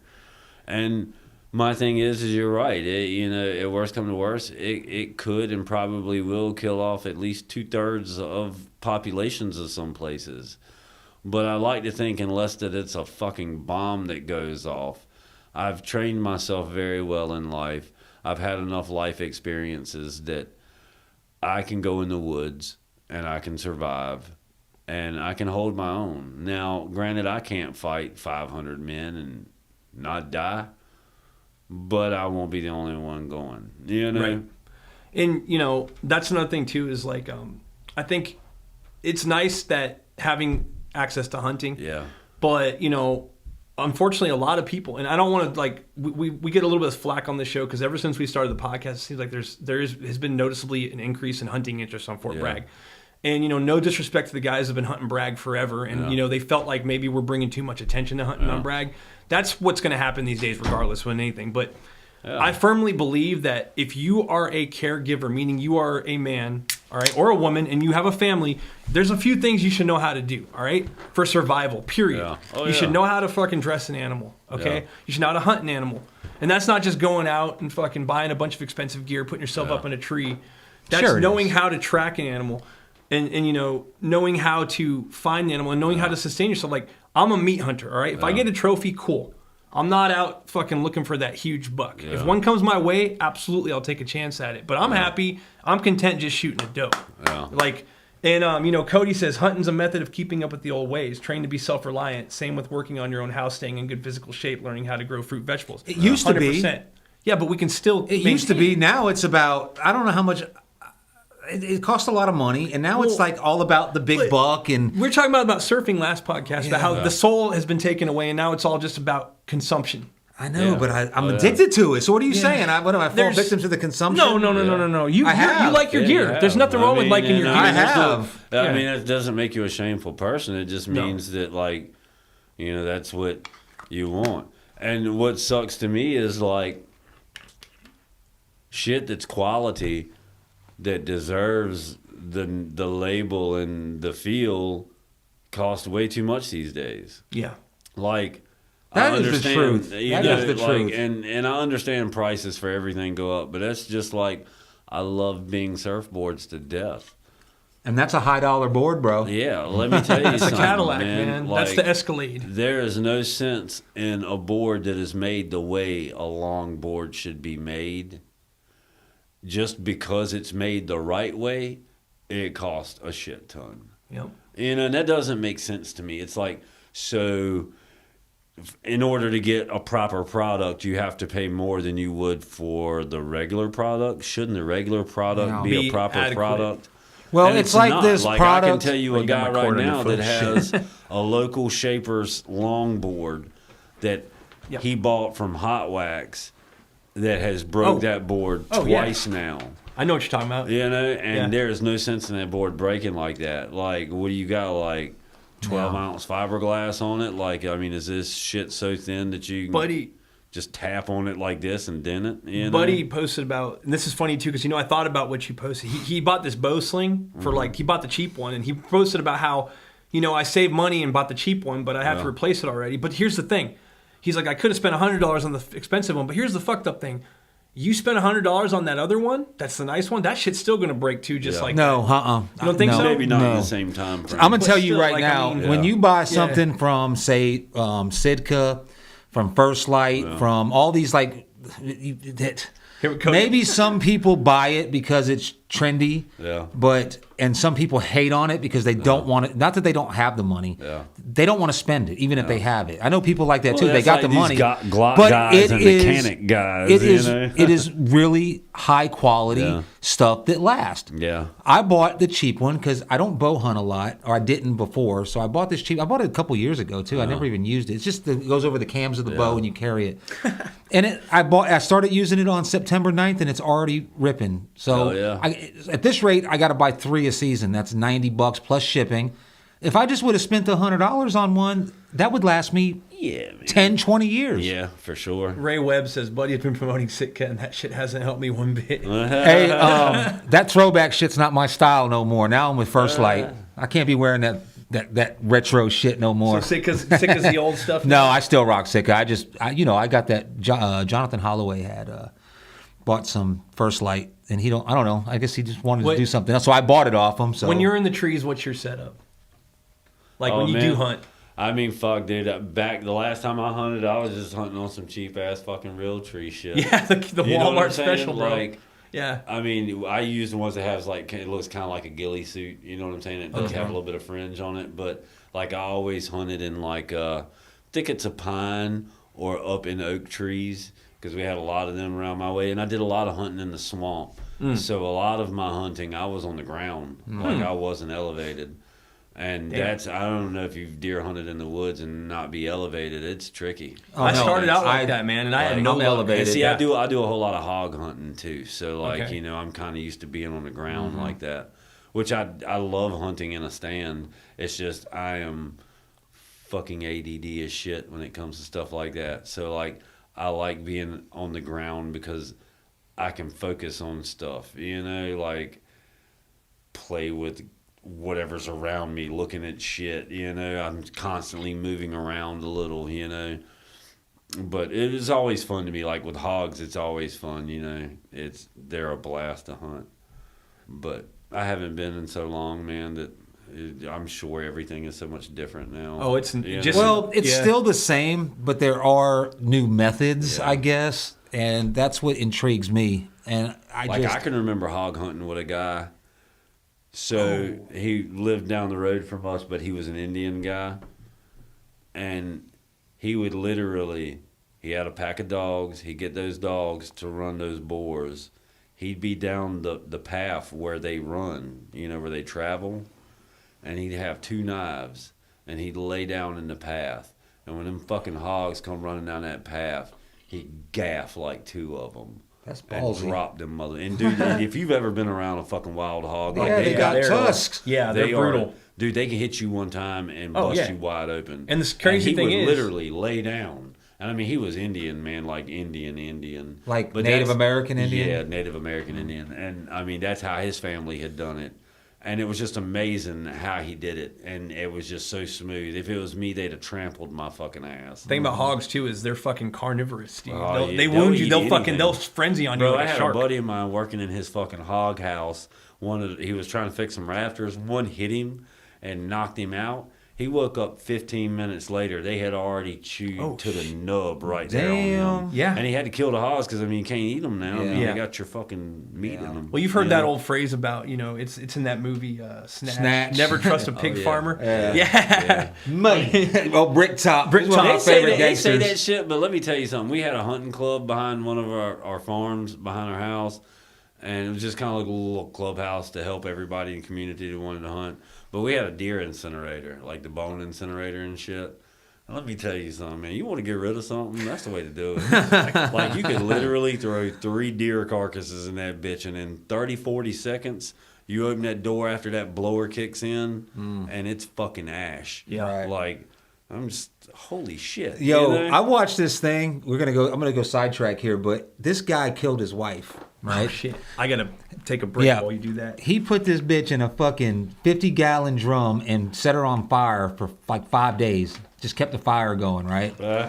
Then took all the fucking ashes, right? This isn't like Wisconsin. And they had like this blizzard, right? Yeah. This fucking heavy snowstorm. He takes all the contents from the burn barrel and puts it in a wood chipper on a fucking bridge that's like 100 feet over the water during a blizzard and chips it all into the fucking wind. Perfect crime, right? Got away with it.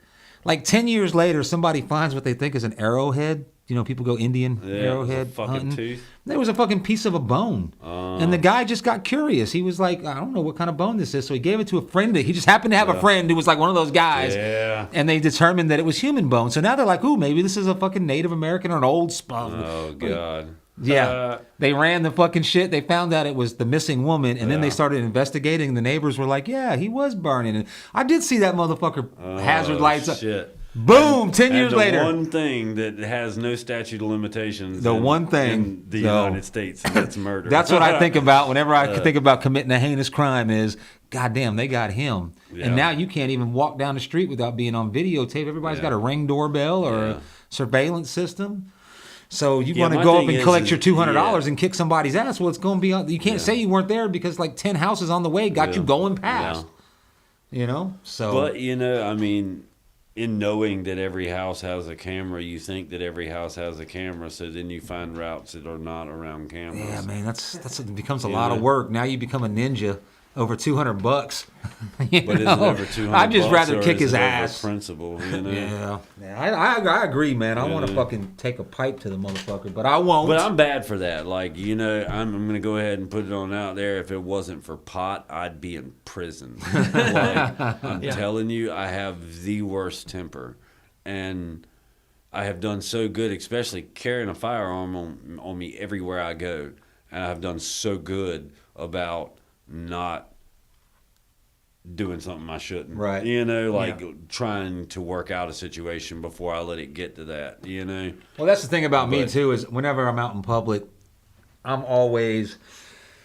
It's like subconscious when I walk into a gas station. Yeah. If I'm getting a little can of Red Bull, but I look over across the store and something looks shady, I'll go get a big fucking bottle of beer or something and buy it. Yeah. You know what I'm saying? And I won't even drink it. You got something so if I don't have my gun with me, because usually I don't like carrying it. I shouldn't say that publicly, but I carry a gun, but it's usually in my truck. Yeah. So if you get me in my truck, you're dead. Your but inside the store, my truck's my holster. Your car is not your holster. Yeah, but so I will do stuff. So I'm always looking at the situation. Yeah. I'll go to pull into a gas station, and I'll be like, sketchy. I'll go to another one. Not that I'm scared of it, but like you said before, the process, if something happens, let's say you do end up killing somebody dead to rights, you still got to prove you were in something. You know, you got to get a lawyer. You got to answer questions. Wherever you were going just got delayed by hours or days. Oh, yeah. Yep. You know, and I usually have a mission, and I just want to get it accomplished, so I look for the easiest route. Yeah. And sometimes that means bypassing the gas station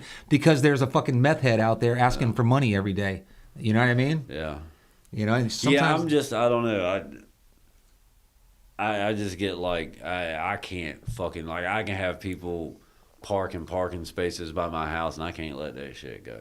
Like, I'm just bad for that shit, man. And I don't know.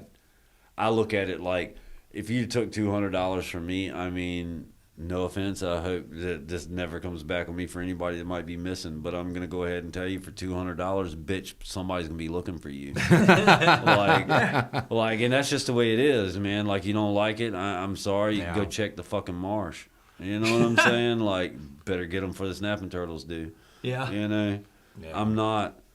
I wish I was like that, but I just got too many things to do, and I don't want to be hindered. You've got like my thing is like I'm at the point in my life that if I ever get to the point to where I feel like I need to take somebody's life, then I am at a point in my life where it's either going to be I'm gonna hit reset or I'm gonna go to prison. You know what I'm saying? Yeah. Like, and if I felt justified in doing what I did, even if the law doesn't, then I'm going to disappear and you won't ever see me again. Right. I'll just be poof, gone. That's even hard to do nowadays. But there is I did watch a whole video on how to do it from an ex-CIA guy on how to do it if you want to disappear. Not that I'm going to disappear because well, I have no reason to. You know how many motherfuckers I know right now that have been walking the streets for 5-10 years now that have so many fucking warrants. And I mean, like, they say, oh, well, we'll get them. No, the fuck you won't, bro. I know these motherfuckers, man. I know they got warrants. They've had warrants. Y'all motherfuckers won't come and pick them up, number one, because at fucking $25,000, $30,000 a year for your fucking salary, you ain't fucking around. You know what I'm saying? I don't understand the drive to be a police officer. I know we need them, and I know some cops. Yeah, I know some that are awesome and they're people. Cool, but I always like, why? It's like a detective, okay? I know we need them, and if I ever need one, I hope I get a good one that loves their job, because you've got to love that. But for me, it's just none of my business. Yeah. You know what I mean? I just drive to like we were talking about last night with some game wardens and stuff. He was like, well, if you run across, bitch, when I see a game warden, I don't even talk to him. Yeah. Not because I don't like that person, but he's a game warden. Yeah. And I might get a ticket for looking with intent. Like, I'm not friends with him. Like, a game warden has more authority than any other law So why would I want to talk to him? Like, now, he can go on your property without a search warrant, motherfucker. If he stops me and I can't get away, like, usually if I see him, I've been stopped by a game warden because I saw him and turned around and looked suspicious. Like, oh, I'm like, I ain't got nothing to say to you. You're a cop. Patrolman tell me one time, he's like, you know why I think some people look suspicious? I'm like, why? He's like, because they wave at me. I'm like, really? He's like, yeah, that's a telltale sign to get your ass pulled. He's like, you fucking keep looking at me and wave when I go by. He said, I'm gonna pull you. See, that's because you were nervous. There was a reason why you were. And I'm like, damn, there ain't no more. And the whole thing about police, in my opinion, is they're there to respond to the crime, not go looking for it. Now, let me tell y'all a story, and I want everybody, I hope there's so many people listening right now to this, because I am going to put... What do we got, a whole 10, 12? I'm going to put Wilmington Police Department on blast for this one. Okay, so I got a buddy of mine, co-worker. He let a guy that he used to go to school with, he knows fairly well because, they went to school together, let him stay there. He's been staying there for months now. Doesn't pay any bills, nothing's in his name. Well, he's gotten bad on drugs, drinking, staying up for days upon days, and he's doing online scamming people. That's how he's making his money. So, in one of his euphoric fits of rage, being doped up, my buddy and his girlfriend, now his fiance, are laying in bed, and the dude kicks his fucking door in. So he instantly grabs his fucking gun. The dude runs, so he chased him. Where he fucked up is he chased him out the door. Yeah. Yep. And he kept going. Yeah. Uh-huh. Well, anyway, the girl calls the fucking law, 911, all that, blah, blah, blah. So the cops get there. Well, they explain what's going on. The cops are real cool about it. The cop's like, well, where's your guns at? And he's like, they're in my room. I'll take you to them. Yeah. So he's got a bunch of ARs and stuff. So he takes him into his room, and he starts handing him. He's like, hand me the guns. So he gives him the guns. The cop is looking at this baseline AR. It's built like every other fucking Lego AR that you see in every fucking sportsman's world. Mm-hmm. This fucking cop's looking at it, does not know how to rack it back to get the round out of it. Oof. And does not know how to dump the mag. A cop? The cop does not know how to dump the mag. They trained on those. Dude, he listen to me now. He called me when this first happened. As soon as he grabbed his gun and run outside, he was like, bro, you were the only one that I knew would give me the right advice on this shit. He was like, so I called you. So I was like, did your girl call law? He's like, yeah. He's like, well, can you come over here? I was like, okay. So I went over there or whatever, right? I know for a fact this cop did not know how to dump the magazine on a regular old run-of-the-mill AR. Well, even if it was high speed, the platform is the same. Yeah, the platform, hit the button. Yeah, like it was no like fucking Chris Vector or no shit like that.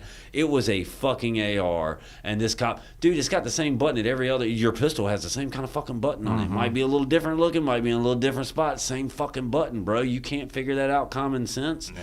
The cop looked at him and said, "I don't really know much about these. Here, you just unload it." So he had to unload all of his ARs and hand them to that guy.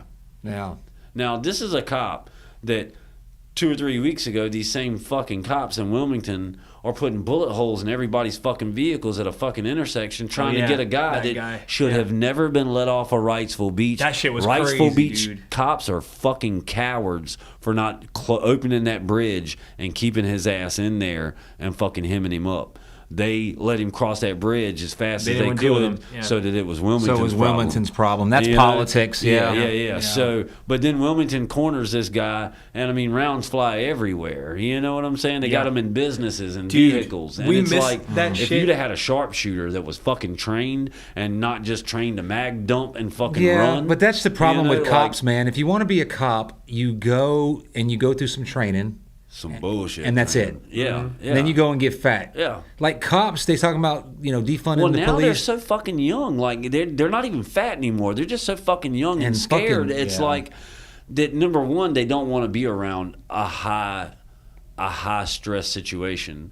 Number two, if they are forced to be in that high stress situation, they don't react right. They panic because they don't have any military background.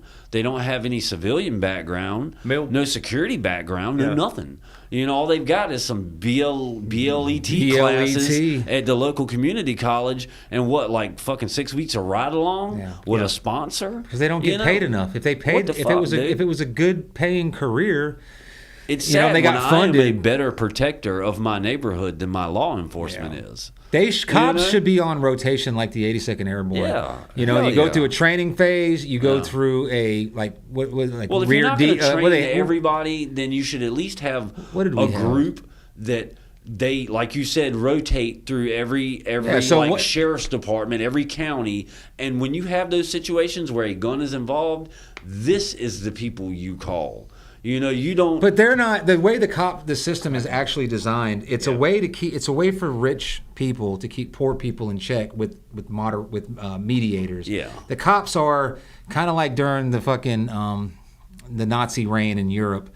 They actually had Jews that were part of the police, policing Jews. It's kind of like getting the poor white people to be overseers on slave plantations and making them feel like. Or maybe making them believe like they had a voice when they were just being fucked just the same. They made a Jew tattoo the numbers on the Jews. Yeah, how fucking crazy is that? But you had to be one to tattoo. But there were Jews that were rounding up other Jews and putting them in line to get tattooed because the Germans made them like kind of like when you're in prison and you have an orderly. Yeah.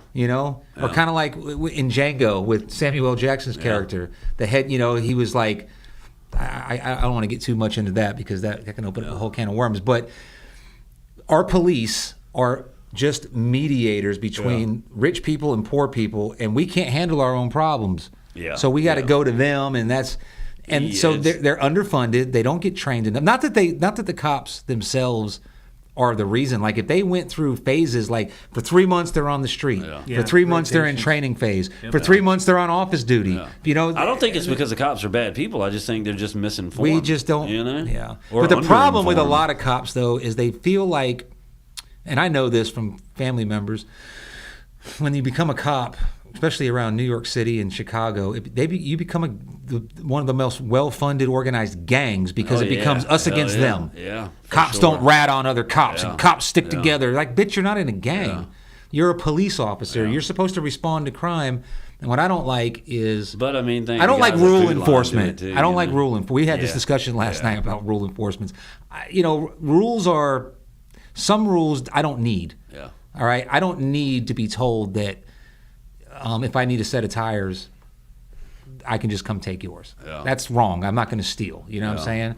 But walk on the red line, fuck you. Yeah. If I can get away with it, I'm going to walk on any line I want because I'm not hurting anybody by doing it. So but to have somebody standing there saying, get on the red line, like a hall monitor, fuck that. Yeah, I hate that. Like my thing is I'm a pirate at heart. I'll always be one, and I believe that I hold a set of values and laws in my head that I abide by in my own head. And they're the only laws and rules that I abide by. And it's the ones my conscience and soul tell me. It's not what anybody else fucking tells me. I agree. Yeah, I agree. And I may do things that in the eyes of others may look wrong, may look harmful, may look bad. But I can promise you they don't bring any pain to anyone else other than myself if they fail. Yeah. I agree with that. Yeah. That's about where I'm at, except I don't act on a lot of it. Like I don't either, man. Well, I mean, I guess I do, but I do it in such small increments, like especially at work. You know what I'm saying? Like, I have my way of doing things, and those are my ways, and nobody's gonna fucking tell me any different. Like, I don't know if you really know exactly what I do, but a lot of what I do is I'm designing patterns in yards. So, like, every yard I go to, I have a drawing in my head. And now I'm putting that drawing in the grass with my mowers, with the stripers on my mowers, so my lines become my pin lines. So, like, I do my designs, and nobody's going to tell me how I'm going to do that. Nobody's going to tell me how long it's going to take me. You know, like, if it takes me 3 fucking hours, you can sit in the fucking truck and wait. You know what I'm saying? Like, that's just all there is to it. If it takes me 30 minutes and I'm done, I'm going to sit in the fucking truck and wait. You know what I'm saying? Yeah. Whatever. It's just, I go by my own rules. You know, and it always turns out because I am putting 100% into it. It usually works out, and I'm not hurting anyone. You know, I might be doing it very unorthodox, but I'm not hurting anyone. Right. You know, my point on this thing was because like Buddy and I had a big long conversation about this last night. I'm just gonna, I'm gonna share my aspect as well, just because we're all 3 different people sitting in an open forum right now. Certain rules like that. For instance, it was a rule about hunting. Right. You have to wear orange now. You want me to go ahead and talk about it? Is that cool? Sure. Okay. You have to wear orange now because black powder season's open on Fort Bragg. Fort Bragg is its own entity. When it comes to hunting, Fort Bragg it's got state laws as well as federal laws, and it's a privilege that we're out there hunting it, right? So I made a post on our page about like don't be a douchebag. And my reason for making this post was a lot of people are posting selfies, but they're not wearing fucking orange, and they're in archery areas. Yeah. But like, you do that. If you want to do that, it's cool. This is the thing that fucks a lot of people up with social media, right? You do your own rules, whatever. Yeah. You do you. But when you go into a place where other people are affected by what you may do, and other people who are not on your side see that shit, and they can shut it down, and guess what? It fucks over the other people who have no problem abiding by that. That's where I have the issue. So that was my whole point on that. I just want to clarify that. But I agree. Is orange pointless in a fucking archery-only area? Absolutely. Like, it kind of is. Now... here's the thing. Well, my thing is, here's the thing, though. Let me focus on that for a minute. Yeah. Because, first of all, there's no argument. You should when people are hunting with rifles, you should wear orange. Right. I don't need nobody to tell me that. Right. I don't need that to be a rule. I seen a little brash coming out and being like, "Hey, don't be a fucking asshole." But it's crazy to me. But what you did though is you came off, and I thought you were. I literally thought he was joking. Yeah. I thought it was a joke post, but it turned out he was serious because I think I posted on it. Shut up. You know what I mean? Because a selfie that I took. It wasn't Buddy that I was directing. Just a reminder. I took a selfie during the time that you didn't have to wear it, and then I used that one because I do follow the rules. But my point was, you came off with as the hall monitor. Yeah, and if you've been around the Fort Bragg Hunt Club long enough, you opened yourself. Even the guy that agrees with you. So basically, if I don't do what you're doing, I'm a douchebag. Yeah. Fuck you, motherfucker. And then so you opened yourself up to like the guy that said, "Can we stop posting selfies?" And then last year he said, "Don't post, pictures that aren't on Bragg." So that one guy did the fucking selfie. And it said not on Bragg. Yeah. So you opened yourself up for it. I get it. That's the internet, man. Yeah. But I don't understand why you would hunt with anything without being visible to some. I know, dude. These motherfuckers can be right beside you and not see you in a car that's 5,000 pounds. I don't trust anybody with a fucking bow with me creeping around in camouflage and not be able to tell who the fuck I am. But that's just me. I put on orange walking through a place. You should have to put that on. I'm just telling you. That's what my thing is, motherfucker, I'm going to fucking wear something where you're going to know I'm out there. Yeah. Unless it's land that's controlled, I know it's mine. Then I get to hunt how I want to hunt. You know what I'm saying? And if someone's out there, they're wrong. But if it's community hunt land, of course, man. I know how stupid people are now. Mm-hmm. Like, I'm going to... Lucky I don't have a neon sign on saying I'm fucking human. You know what I'm saying? Yeah. Like, so walking into a rifle area, I mean, I'm going to wear orange because I don't want to get shot. Yep. Now, the rule is during rifle season, even... when you go hunting, you got to wear orange. It's a rule. Yeah. But that's been like that ever since I was a kid. I look at it like this. I like for everybody else to follow the rules. That's why I'll just leave it there. I like for everybody else to follow the rules. And if you don't, I love that shit. Yeah, and if you don't, you know, if you decide to go there in the woods and not wear it, and you get fucking shot, it ain't nobody's fault. It's gonna fuck everyone else. The only time that I get pissed about somebody breaking the rules is when it's disrespectful to other people, right? Such as you're riding your 4-wheeler around on Fort Bragg. You're breaking the rules. You're not any other time during hunting season. I don't care. That's the MP's job. I'm not there to enforce that. When people are out there hunting, that's disrespectful. Guys that park on the fire breaks to block it so everyone, you can't come down, that's disrespectful. Breaking the rules, like not wearing orange when you're in your tree. That's you have to wear orange all the time, but a lot of guys will take it off when they're in their tree. I don't see that as a big deal. And I support wearing orange. Our conversation was, you got upset. You got upset that you were getting backlash, and I'm like, calm down. It's fucking. You opened yourself up for that. You're on social media. Yeah, you know how much backlash. And you came off as the hallmark. Like I used to bags, and I call out Wrightsville Beach surfers. Oh yeah. Like holy fuck, I get so many. Like you're a fucking asshole. I'm like, yeah, you know what? I can't help. This is how you motherfuckers are. Y'all are the assholes. Look at how y'all act out there. You don't think you stink. But I guarantee you, the day someone gets a fucking fin across the face and they fucking die, or get their throat slit, or get a fucking. Oh my god, I'm suing. Yeah, that's the thing, though. But it's. I don't know, man. It was. I think some people, you might be one of them, and it's not a bad thing. I'm not saying but there are people out there that feel like, if I'm following the rules, you should have to too. No. And so that's not like how it's kind of like if I witness an old lady getting robbed, I'm gonna kind of feel compelled to help. Yeah.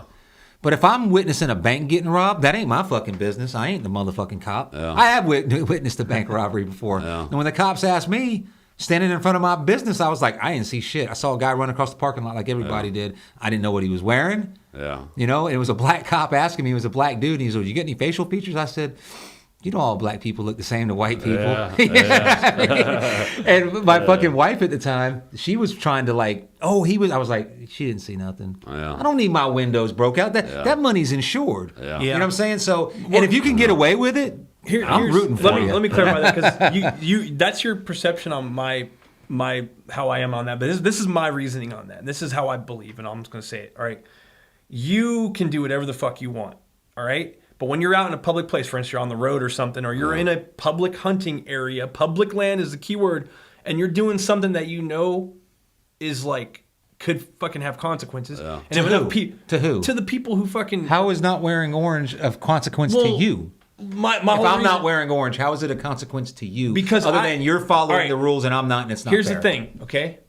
Someone goes on there and they see a bunch of pictures of dudes in areas posting fucking selfies the day they fuck. So this is what can happen to the internet. This is why the internet is very dangerous, all right? Anyone who monitors that shit can be like, all right, this guy posted this picture. He signed in the hunt here this day. They can look that shit up, all right? Yeah. And they can be like, oh, he's boasting about not wearing orange. Well, that's a fucking violation of Fort Bragg safety, all right? Mm-hmm. We had a guy get shot on the All-American Trail jogging by a hunter. Like 10 years ago. And the trail's been closed ever since. They closed the fucking trail. All right, no, they just open. They close it during hunting season. During hunting season, okay. But it was closed then too. That guy just wasn't supposed to be on the trail. Okay, yeah. But what I'm saying is like, you can be the fucking badass, cool guy, do your own shit. But when you're like, for instance, if you're the dude that's flying fucking through traffic in his motorcycle, weaving in and out, you're putting other people at risk. You're putting other people who just have the common respect for the other people that it's not going to fucking break anyone's heart if they just fucking do the basic shit they're supposed to do. That's my point on that. And that's the problem I see with the world. It's like, if we all could just have a basic understanding of the fucking line, just enough to do it, that it doesn't affect those around us, we're good. But yesterday's picture, I took that last week. Right. You did, but I'm saying, and that's just the whole thing. Even if somebody that's monitoring the page now, I have spoken to the authorities on Fort Bragg. Like, look, the reason why we have a rule that says no law enforcement's allowed. Y'all can go. You're law enforcement. You're your own gang. Go have a fucking club page yourself. And the reason is for stuff like that because we have a lot of satire. Yeah. Somebody finds corn, which is illegal. Chris Holloway might say, "Hey, buddy, is this your corn?" I'm like, "Nah, I don't hunt over there. My corn's over in Area J." It's a lot of jokes. So if the authorities come in and say, "Hey, look, all these guys here posted on this day, and they were signed in to hunt," Well, I posted a picture that I took 2 weeks ago just to make fun of the post. You know what I'm saying? Yeah. So I can't live my life running from the authorities. Got it. All the time. Like, if you want to make a case about it, call me and ask me.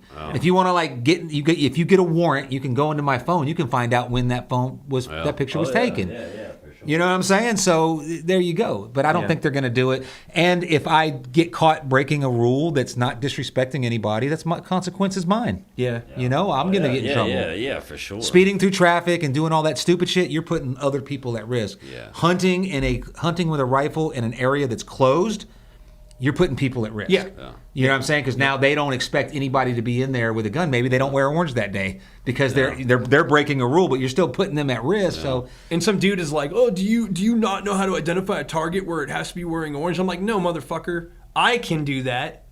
But there's someone out there that's gonna fucking shoot at someone moving through the fucking woods. What happened in that post is you came off as the guy that's like, okay, you know, I'm following the rules, therefore I get everybody should have to. The hall monitor, the kids we used to trip in school, you know, or put the kick me sign on his back. So when you make a post like that, you open yourself up to it. That's all I agree. I learned that lesson. Yeah. But it's fine. That don't mean change your perspective. Be who you're going to be. But just, you know, I mean, one guy made a post on the video that I made today and said, I was going to watch, but I thought I'd just slam my fucking fingers in the door all night.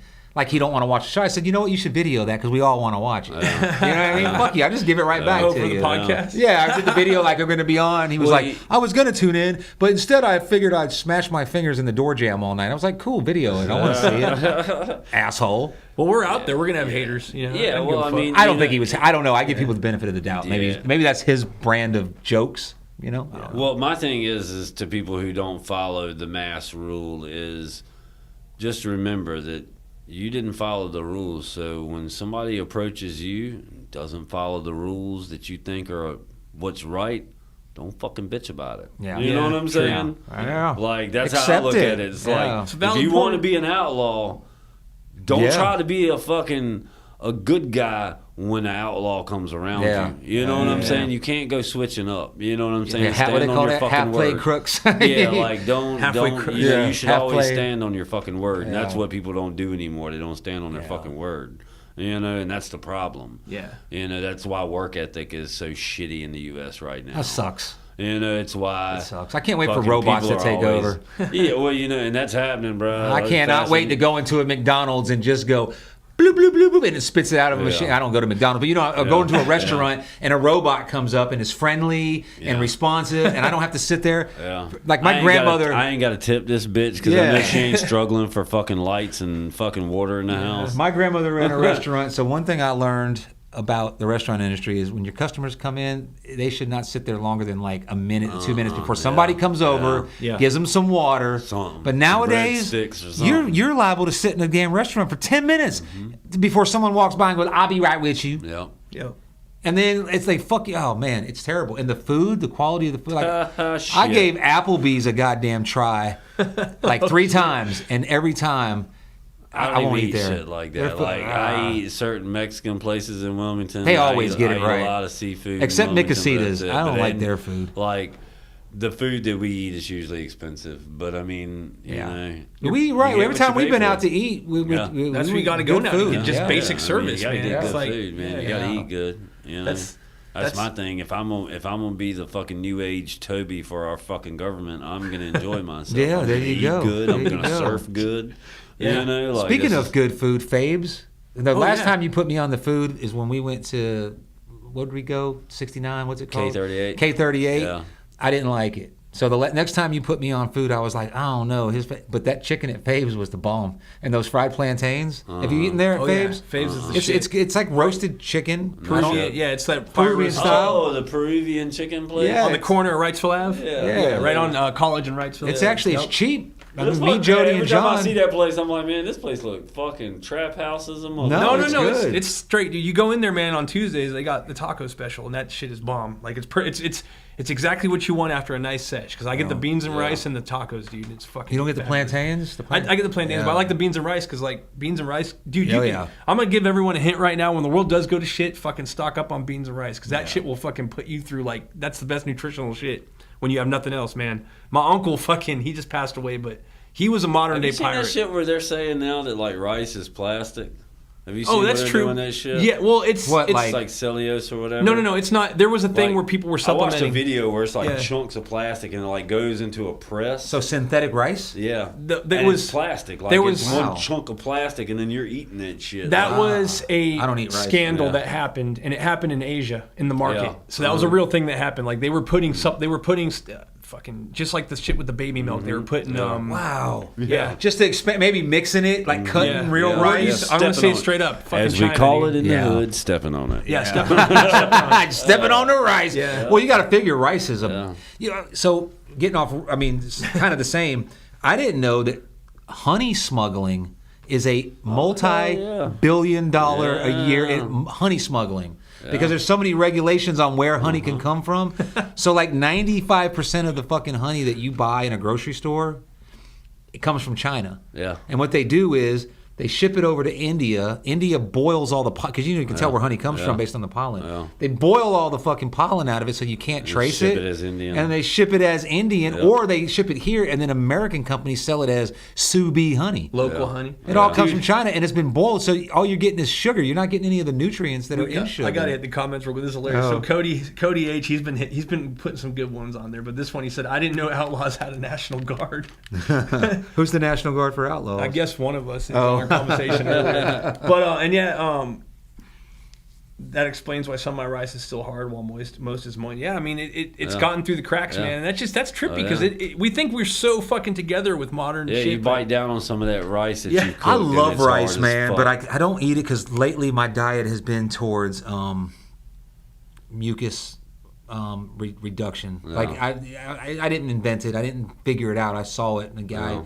All the diseases that you get, mucus is what eventually kills you, no matter what it is. Cancer, AIDS, you name it. Yeah. It's usually the mucus in all of the foods, like something like rice. It makes you hold mucus in your. I don't know. It's disgusting to even say the word mucus, but phlegm and stuff like that. Yeah. So my diet's been centered around that. So it means I can't eat rice. Yeah. I can't eat bananas, anything that spikes blood sugar. So my diet's pretty much been beef and salt for like the last 3 months. Yeah, right. That's it. Beef and salt and bacon. Everything's cooked in lard. It's like every fucking thing I can find. Nutrition, sustenance. I would hate to get high and get the munchies. I'm gonna eat like fucking dried fruit snacks and berries. Bro, that's what I eat. Man. Like, no, especially like the freeze dried like kiwi and I love that stuff. Shit like that, boy. He clarified. He said, "Outlaw National Guard for the comment on you want to talk like an outlaw, but be simple when the law comes around." Oh yeah. I mean that's. Yeah, I don't know, man. I'm straight up the way I talk and feel. Like I'm not gonna fucking sit here online and say some shit and then go back and be like, oh no, so that's just how I am. But like, I don't know, man. It's just. I just want to say for the record that I follow every rule that and every law to a T. I don't break none of the laws. Yeah. Fuck rules. Fuck laws. Fuck the government and my taxes if you're watching. Fuck the government. I'll say that out loud. But one of the things that keep me alive is deer hunting, and during the season, and then the 9 months leading up to it, knowing that I can go. Now I've thrown surfing in there, so in those 9 months, I don't give a fuck about deer. It's weird. Yeah. Like from January until August, all I think about is surfing. I was so amped to move to where I'm moving to. Right now, I don't even want to go.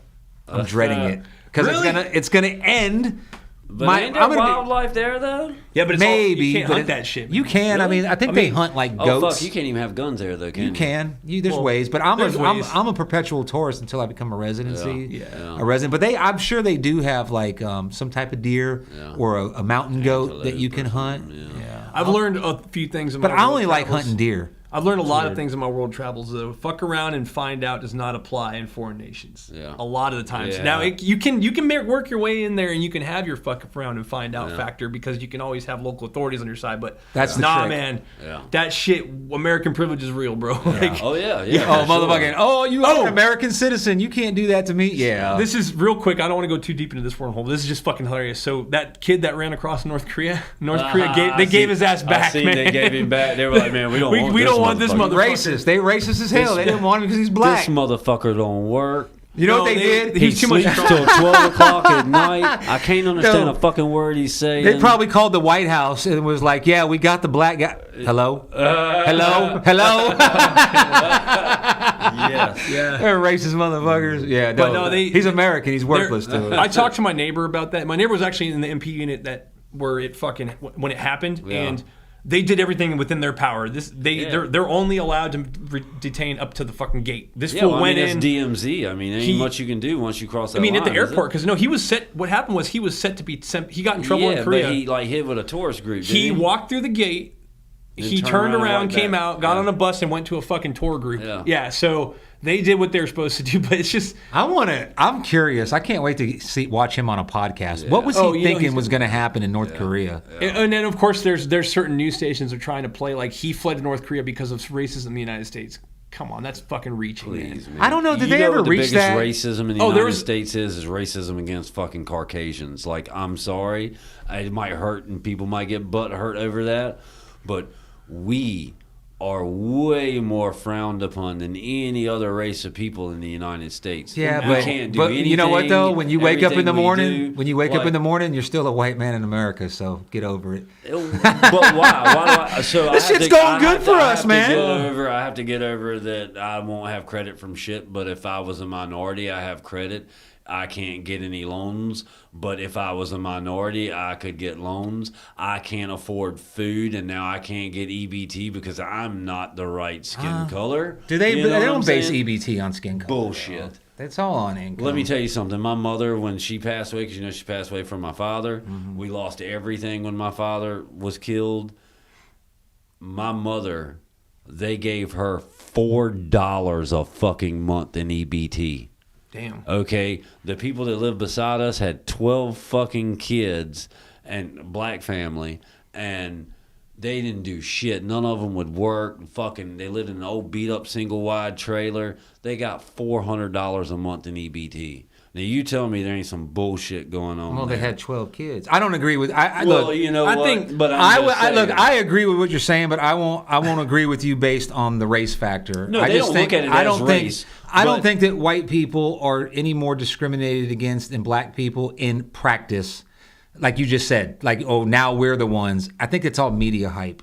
In the street, I don't think it's happening. No, not in the street. It's on the fucking internet. But, it's on the media. You see how media does. How long is it going to be before media become population? Politicians made black folks the enemy. Like politicians, they're going to let them come to our schools and segregation. And it's going to be a racial jungle, to quote Joe Biden, our current president. Yeah. They use that to get people fired up. Well, that kind of played itself out. So now they're just reversing it. Well, but in the street, even back in the days when there was segregation, and you just think that black folks walked around the streets and white people frowned at them. That really, down in like Autryville, North Carolina, they coexisted and got along. It was only in the media. Now, when the politicians came in, it was like, they want them to go to their schools. I'm sure they were like, oh, no, we don't want to change anything because nobody ever wants to change their way of life. But... well, my thing is, I don't think that on the ground, you got police. Poor people have always gotten along. Let's take, for example, police.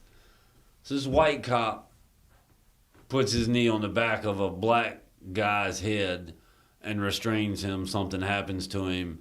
It was race-driven, racial police injustice. But only in the media. No, these fucking black people are rioting over that shit. That ain't media rioting. Yeah, but they would have never known about it and got the hype if the media didn't say, white cop, white cop. Black cop destroys another black man, and it's just cop injustice. Right. Well, that's the media hype. But here's the thing: if the media would have play it out. Well, here's the thing: if large groups of black people, you're right. But I think you're missing here, and I can't. This is live, and we're on the internet, so I can't back down from this. Yeah. I think what you're feeding into right now is the same media hype that got the other people to riot. You know what I'm saying? The only thing we know what it is the amount of population of people who are making a stand for an injustice. Like, yes, the media can tell you all these reasons, but the camera doesn't lie. So when they pan that camera and there's 10,000 people marching for this black guy that was beaten by a white cop, and they say it was a racially driven issue, but then 3 states away you have 40 people rioting for the same injustice because it was a black guy, a black officer that did it to him. Both are just as important, both should be rioted against. And here's the thing, Martin. Police brutality either way. I think most people agree with that. But I think most people agree with what you just said. But a lot of people don't think about the world at all. They're fed information. Yeah. And everybody nowadays is emotional. And the media knows how to. This is not fucking by accident. These are not stupid people making stupid. These are very smart people. And they're very manipulative people, so they know how to. And a lot of the rioters, a lot of the stuff is funded by focus groups, like I'll say George Soros because that's the talking point. Yeah. But they're paid to go out and start these community. So if you are poor or you're hanging out somewhere, and I invite you over to a meeting, we had the KKK with the same thing. Poor white people, hey man, come on and join our fellowship and be an activist. So they start recruiting people. And then 10 people go out and start something, and then it spreads. Oh. The media starts that fire. I don't think that I know black folks, and I have friends of mine that are black. I got friends that are black, and we don't, and they don't agree. But I mean, now. But it's funny that every black person I know agrees with a lot of things that if a white person said it, they would be considered a racist for. But the black friends I have will say the same thing about their own people. Be like, bro, on God, this is how we are. You know what I'm saying? Yeah. We do this or we do that. And, it's funny how it's the pot calling the kettle black, pardon my French. But, it's just like, how can you say that it's racism all the time when it's you who is being racist by even saying that it's racist to begin with? I could give a fuck who starts it, whether it's media, whether it's our government. My issue is that it doesn't matter who started it. You still got thousands of people following it. So eventually that thousands of people is going to turn into 10,000s of people, then to 100,000s of people. And no race should feel less than another race. And that's the problem is white people, we should be proud of our history. We've done some dirt, but so is every other culture. Chinese people should be proud. I don't of their identify, history. but see, I don't. I'm a white male, Caucasian, but I don't feel any allegiance, and I don't feel any pride, or I don't feel any connection to a race of white people. I don't. I never have. Yeah. You know what I'm saying? I don't see it like I'm a human being.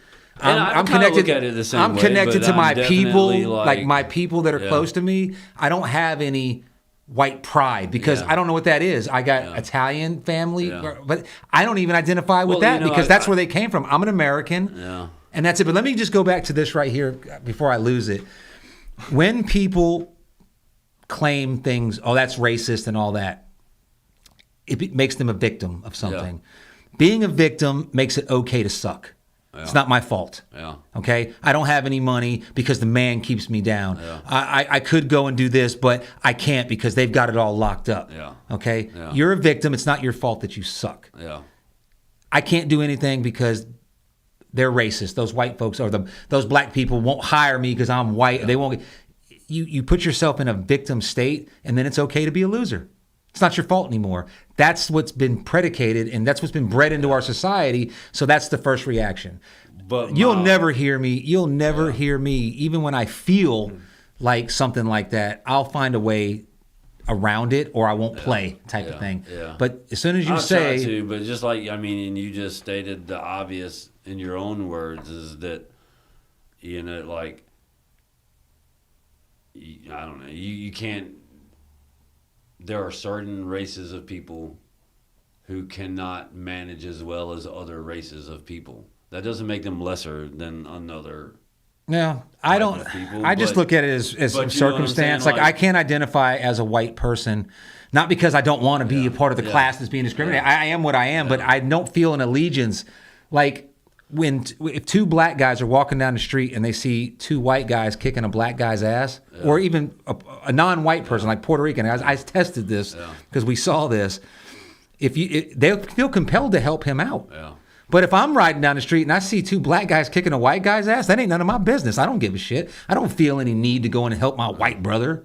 You know what I'm saying? I don't have that. Yeah. You know what I mean? And see, I'm the exact opposite. Like I definitely have that. Like I'm an Irishman, so like I take pride in my people, and I want to see my people survive, and I don't want to see my people be labeled something that they're not. Mm-hmm. Like You get off this fucking slavery bullshit. We were the first fucking slaves. We worked just as hard and were prosecuted just as bad. So our living conditions. Can you see the headline now? How Copy Podcast host white nationalist Martin Vinson. But you know what I'm saying. Like, I mean, and I think you should have pride in that. That's where I come from. My family came over here probably but that's not to say the same way. But that, like, a Chinese person should have the same pride. Like, it's not that like I'm saying one is better than the other, or that only one should celebrate their. See, I wish people wouldn't do that. But I wish people wouldn't do that. Like, we're humans, and up until 16 something, they never, like, in the history text. And you can venture out to prove me wrong on this, but let's start with 1650 and before. Find me a historical text where race is mentioned. It didn't have to be, because Asian people lived in Asia. No, but fucking Egyptians lived in Egypt. No, but you know what I'm saying? No, like, there wasn't a whole lots of different have you types seen of people, have you seen some of the mummies from Egypt? They got fucking pointy noses and red hair. Oh yeah. They still got the mummies. They take the mummies out and they got they're Caucasian people. So people traveled and people intermixed, and there was no race. Hannibal, Hannibal was a black guy. He was in Carthage. There was also genocides. There was also millions of people. Well, yeah. I'm just saying is biblically a flood on the earth because none of the shit was right? Nobody there was no such thing as a white guy or a black guy or a Hispanic guy, or there was no segregation. There was never any type of racism or race mentioned. Maybe there was in practice, but they never wrote about it. Well, and I think it's because then the Tories were a certain race of people. And but they were a class. They didn't have to say that they were a race of people. They were the peddlers, the panhandlers. A class. Yeah. Slave was a class. Exactly. It wasn't a But slaves in that class were majority one race. No, they weren't. That's what in the 1800s in America. So basically what happened was, in a short version, because American slavery is different than slavery that ever was. Yes, slavery's been around since the beginning of time, and it still exists today, but slavery in America was a different practice because it was banks that started that. Because before, slaves were like worthless. They were usually prisoners or captured. You lost the war, and then you could work your way out of it. Like you work your way out and you could own a business. Slavery in America got different because now we had all this land and these big plantations, and we were supplying sugar, rice, cotton to the whole world. You needed hundreds of people. How are you going to buy hundreds of people when a person cost $500 in 1825? That's like $50,000. That's like getting a goddamn John Deere tractor. You know what I mean? So you got to go to the bank and borrow money. So now you had to monetize, people, and it became a fucking. I could mortgage my slaves to, like you just said, I didn't make the crop. I got to borrow the money because I bought a truck. So American slavery is a little bit different, because then we got rid of the indentured servitude, which was what a lot of the Irish and the English and the Scotch Irish came over as. Like in other countries, just like Palestinians were slaves at one point in time. Well, I mean, most Palestinians were one color. But it was never based on. Yeah, but it was never. So in a group of slaves, you would have English, Irish, African, Middle Eastern, just whatever it was. People intermingled, and I don't believe that prior to the United States there was ever any mention of race. Everybody just coexisted. If you were dark, you were dark. If you were white, you were white. I don't think there was any. And I think we had this conversation one time, and you didn't believe me. That in Virginia, interracial marriage was actually fucking encouraged at one time before what we call African slavery, where we kicked out all. I could see that being possible, definitely. But I like I said, I think it's because the majority of slaves were one type of people, and just because we call that now, they were classing them. That was racism. Because that was a race of people. Peddlers were a race of people. No matter if their skin colors vary. Well, then they're not a race, though. Then they're just in a category. Race. Yeah. But I mean, to race them, would be your genetic makeup, your skull. That might have been how they categorized races. Like nowadays, Mexicans, like what we call Hispanics, they're actually Caucasians. You have caucaloid. You know what I'm talking? You have caucaloid. You have mongoloid. I can't remember the others, like 3 classifications. And you fall into that. We're obviously caucaloid, okay? But like people from South America are caucaloid, but they're called Hispanics. We invented that. Yeah. Hispanic is what? Native American and Spanish mixed. Yeah. You know what I mean? It was like weird. Latino, it's not even a real thing. We just invented it. So I don't subscribe to it. I see what you're saying, though. Here's my thing. Like, if race was never, like, if people did not take pride in their race, and if race was not preserved, even way back when you're saying, then we wouldn't have black people, we wouldn't have white people, we wouldn't have Chinese people. They didn't preserve it. We'd all be a mixture. We all kind of are. You're not Irish. I guarantee you're not 100% Irish, because Irish people aren't even Irish. Irish people are fucking Roman, and you're actually German, because the Saxons came over, and the Anglos came from fucking Germany. Like the Vikings. So even the Italians, you got Greeks and Germans. It all goes back to, I guess you could say, the Caucasus Mountain area. But all the Caucasian, I don't believe that man started in Africa black and then made his way up north, and then because of the sun and all this, that's the evolution. I don't believe that shit at all. I believe that white folks we're like a product of interbreeding between Homo sapien and Neanderthal, because all white people have Neanderthal DNA, you know, and it makes sense. And I don't, when black folks, friends of mine that were like 1%ers, you know, the real racist motherfuckers, they're like, white people are the devil, and when they told me that, I'm like, it doesn't bother me. I don't give a fuck. I could be half Neanderthal, cool. But they say it as a way to put you down, like, you're not human. Well, fuck, I don't know. It doesn't bother me, but I just, I don't think that anybody should be.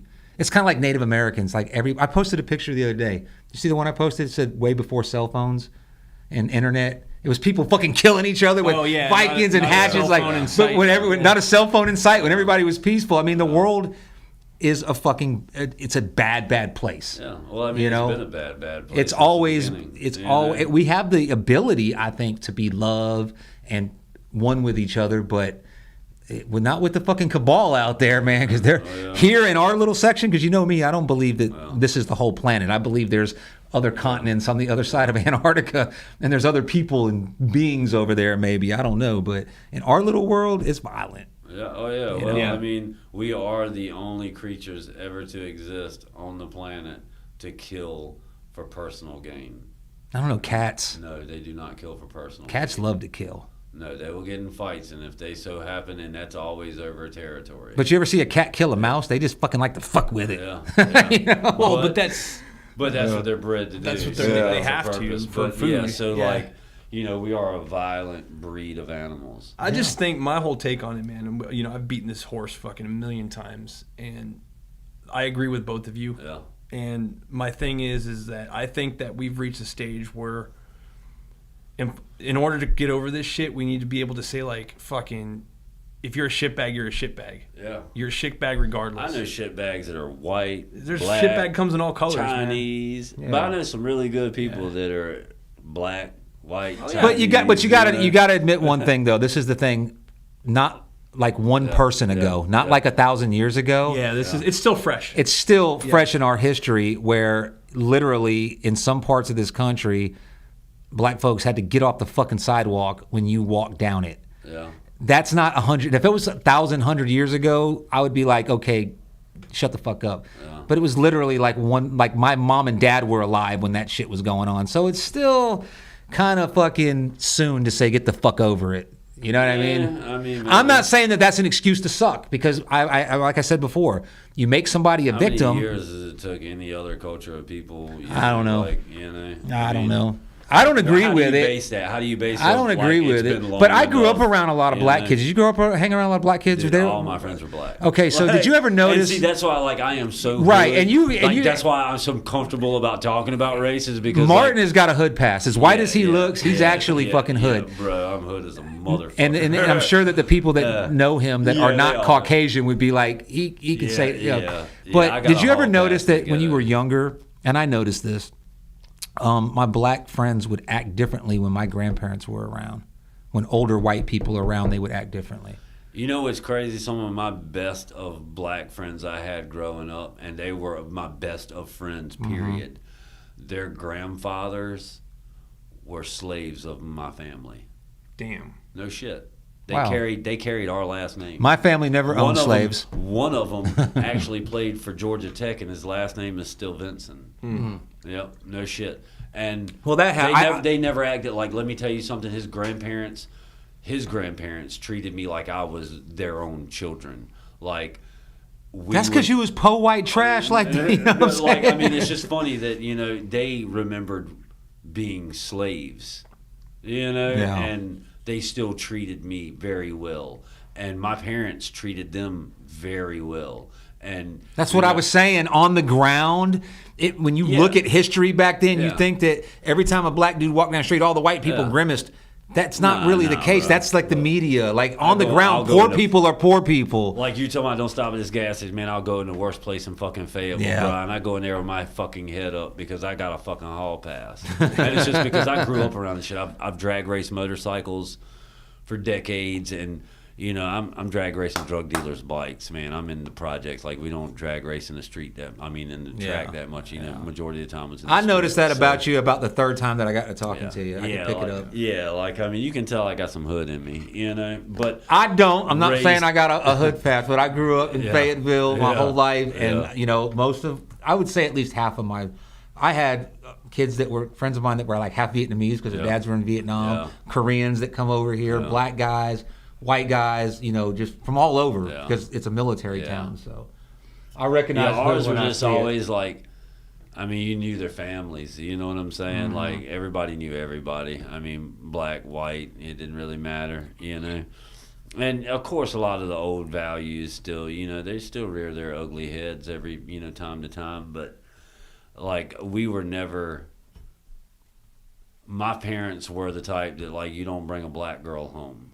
Yeah. But let me tell you something. My father would go to the really poor neighborhoods and the ghettos around our way, and he knew older people that didn't have money for Christmas and for Thanksgiving dinners. He would buy them Christmas. He would buy them Thanksgiving dinners, and they would eat good on holidays. If he knew that old black guy used to help us pack cotton before they made module builders, like... This man couldn't pay his light bill half the year. My dad paid his light bill for him.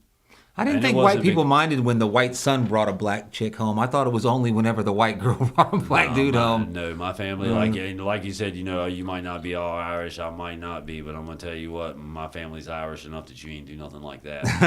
Let me tell you, like, I would have got my ass whooped. You know what I'm saying? So, like...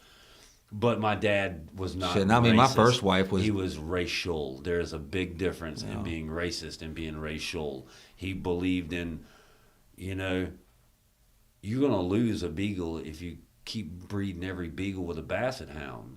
Now you're not going to ever have a beagle again. You'll never know what a pure blood beagle looks like. See, I can't wait for that. I can't wait till we're all the same fucking race, because then there won't be an issue. Then it'll just go...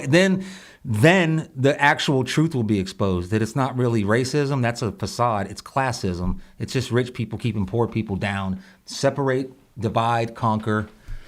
Because we're all the fucking same. And then that's just where me and you totally different. Yeah, because I would totally watch this fucking country burn to the ground before I let all of my culture just disappear. Yeah, well, we disagree on that. But you know what? I would hope that every other disagree culture with you. on the face I of the disagree earth with you so much on that. Yeah. That if a war broke out on that ideology, we'd be on separate sides. Yeah. But you're still my homie. Yeah, for sure, man. I mean, But we're at 2.5 hours. But that's the good thing about normal people. We can have a debate and we can not see you don't got to agree on everything. And it does not make you less of a person, me less of a person, you less of a person. And this is how the world should work. You know what I'm saying? You're kind to everybody, but you have your own views on things. Mm-hmm. That doesn't make you a worse person. Yeah. It just makes you a person. Unless you are a worse person, like a rapist or a thief or a scumbag. And if you're a serious fucking racist, I do not. The reason why I'm so comfortable going into the ghetto and all these hood ass fucking places is because these people are no different than me when I walk in. Exactly, there. Yeah. They have always treated. I have been in some ratchet places where the local people tell you white people don't go there. Mm-hmm. And I've had some of the best times in my life in those places. So it's never been about that. In some of the worst places, there was never racism there. There was everything else there, but racism wasn't one of it. Right. You know what I'm saying? You hear the word white boy all the fucking time, but they're not saying that derogatory, you know? Oh, yeah. Just like when I say to a black friend of mine, this black dude lives down the street, he's got a fast-ass bike. I'm not being racist. I'm just saying. No, man. The black dude in down the street, that's how you identify which Billy. Yeah. Black Billy. Which black Billy? Light-skinned Billy or dark-skinned Billy? Yeah, no shit, right? So, like, I mean, that's just the way it is, man. And, you know, I don't ever want anybody to mistake my openness for racism because it's not. Man. It's that I don't give a fuck comfortable what with everyone. Anybody out there if thinks. If you don't like what I say, then you don't like hearing the fucking truth. Yeah. You know, like... I mean, you got to confront the bad things about your culture. You got to confront the bad things about other people's cultures. You got to learn and accept that, and you also have to take the good with the bad. You know, like you got to appreciate everything, not just the good parts of it. You know, you got to appreciate the bad parts too. You know, I know where my culture of people have fucked up. But don't think your culture of people. Yeah, but you know what? When you separate yourself from that, it's like a freedom. If you don't have a culture of people and you don't have, like, I don't belong to anybody. I'm a human. And it's freeing. Well, when you can live in a society where when you become... Got to be the change, baby. Entity, you got to be the change you want to see. Your living conditions don't change so greatly. You know what I'm saying? That's the problem here is you can't get white people to accept black people for what they are by putting them in the ghetto. Because... white people can't live that way. You know what I'm saying? I don't know. Like, white people live in the ghetto too, though. Man, the only thing you see is trailer bling. You know what I'm saying? Like, trailer parks is like country ghetto. Yeah, but man, dude, I have seen plenty of them, and they work a lot differently than like the fucking ghetto in Wilmington works. Like, really? In the traps. I wouldn't know. You know what I'm saying? But like, my thing is there's always going to be that separatism because white people don't live the same kind of life as black people, Chinese people, and let's break it down. Jewish people don't live the same kind of life. Well, yeah, there's that. That's the diversity. So yeah. And because we can't all live the same way, you're never gonna have that one religion. That one race. Let me separate. I don't want a national identity. That's the one thing about America that I think that the government and the powers that be, the left wing anyway, is they're trying to push a national identity, especially with this real ID. You know what I'm saying? You can't have a country this big. People in California, their customs, their way they talk, the way they speak, and the way they live are going to be different than somebody in fucking Florida. The panhandle of Florida is different than Miami. I like diversity in regional culture. I can identify with both I wouldn't say inner city, but Brooklyn, New York, Italian American Gugine culture, because it's not always Italians. A lot of Jews and Irish people are Gugine, like, you know what I mean by Gugine? They fucking think they're mobsters, and that's just a fucking lifestyle. And then also Southern. So because I'm mixed in that. My father's family's from there, my mother's family's from the South, and growing up in between it, I could see the differences. So then I would notice the differences when I went to a friend of mine's house who was black, and they were country. Different than a black family that was from, like, say, Michigan. Flint. They were just totally different in the words they would use. And it's always intrigued me. So I like that type of diversity. I just don't feel an allegiance. I feel an allegiance to my region. Like, I'm from North Carolina. You know what I mean? That's why I'm a North Carolinian.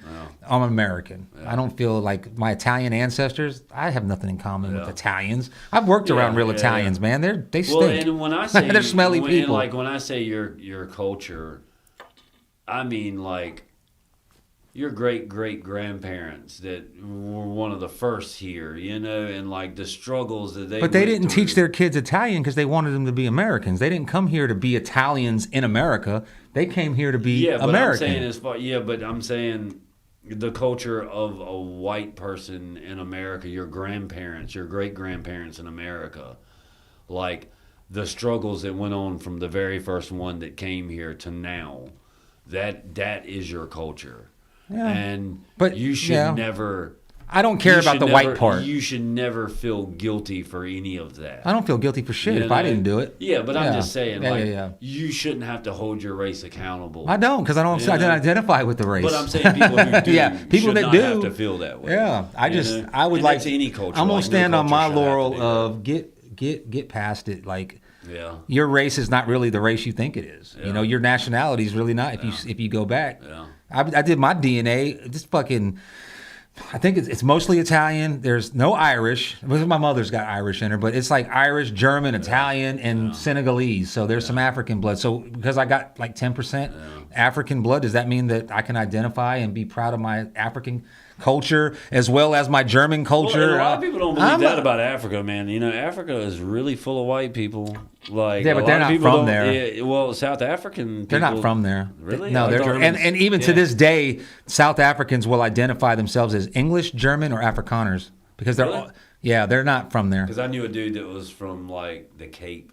Yeah, from South Africa, but he's either. But if he's the whitest dude you ever met in your life. If you could ask him, he would tell you. That's what he considers himself. He would tell you like, that he's an Afrikaner or a German. As I know, I got working in the security field overseas. I ran into a lot of South African dudes, and I noticed that in them. Like one of my good friends, Yaku, he's a German. Yeah. Like he's a South African, but he's German. Yeah. Then they have the English, and then they have the Afrikaners. So, but they're not native there at all. No.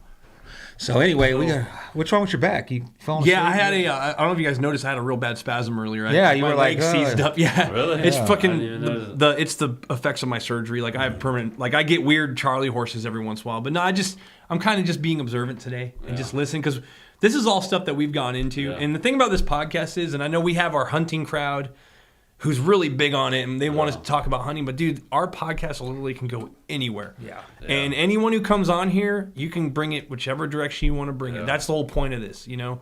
Yeah. And I think I just like having conversations with people about anything. I like having an intelligent conversation. Yeah, and I love to play the devil's advocate. So like I usually take the point of the person who's the underdog. Right. You know, and because I can very calmly see two sides to a story, it's easy for me to do that, you know. But intelligent conversation is a hard thing to have these days with people because nobody has it anymore. No, because if you disagree with somebody, you're attacking them. Yeah. That's the fucking thing, man. Like that. And, you know, we went so far along a one-sided path in the media that now it's starting to open up again where people can sit here and talk and we can all... Well, that's what's good about podcasts. That's why that's the only thing that I watch. I don't watch any networks. I watch the podcast because I can't learn about you in a 5-minute segment, cut to commercial, come back, give me a talking point. I don't want that. Yeah. I want to hear the long-form conversation because you start to get the essence of somebody. You know what I mean? It's funny because I'm sitting here, you know, I'm listening, but I'm looking at the comment. Like we have Dom Reloaded. He's like, "What the fuck did I join?" Like he got in at the height of the. Yeah. But you know, like I said, fucking, we're here. Well, we're also 2 hours and 45 minutes in, so you know. Yeah, and Martin's got. You got to drive back to. I don't know. Like my 2 cents is. I gotta find a fucking McDonald's. Is what I gotta find. I'm fucking hungry. I gotta eat too. Well, let's end it then. Yeah, let's go. I gotta get home and eat. Let's end it with fuck the government. Fuck the government. Can I get a fuck the government? Hell yeah. I agree, man. Come on, say it. Fuck the government. I've always said that shit, man. No, like I've been fucking. It's real quick. This is just funny as fuck. All right. I somehow I stumbled on the Trump live trial today. And just listening to the shit, I watched about 5 seconds or 5 minutes of it. It made me just fucking laugh because it was live, and they walked off into this room, and he walked out, and he just nothing was even said, but people were just snapping photos, and he just goes, "Thank you very much," and like even the people snapping the photos, like, what the fuck was that? Like, it's just mind blowing how much of a. I love that motherfucker. Dude, he's so fucking cool. It's just funny because like we have to come and have these talks because if you look at fucking mainstream media, it's become a fucking clown show, dude, and like. But just the fact that in court, people like the cops there that were like the people that are in charge of they're telling everyone to shut the fuck up and like quiet down because like people just don't have any respect anymore. Where we can just well, you know, there's no respect when the fucking trials are being taken place in fucking New York, where they have never let any fucking cameras into their fucking court. That's a and whole. Now all of a sudden they're going to publicize this shit. Look, if you can't look at it, and anybody that wakes up out of a coma after 100 years watches TV, they're like, okay. After an hour, they're like. This is all bullshit. It's a and the fact that, and the fucked up part is, I know people in my family, my parents too. that's all they do is watch the news. Like when fucking I get mad at it. When they fucking that's why I don't watch it. They changed. She's like, I gotta change the channel. They changed their cable service because they stopped carrying like OAN, the One American News, which is like totally one-sided. It's like church. Yeah, it's become the new church. People will go. Most people will go to where the people are saying what they want to hear. And if you're not saying what I want to hear, I'm going to move on over here. Oh, you're saying what I want to hear, and then they get in their bubble. Well, I'm the total opposite, what's the man. key in life? What has ruled this world from the very beginning?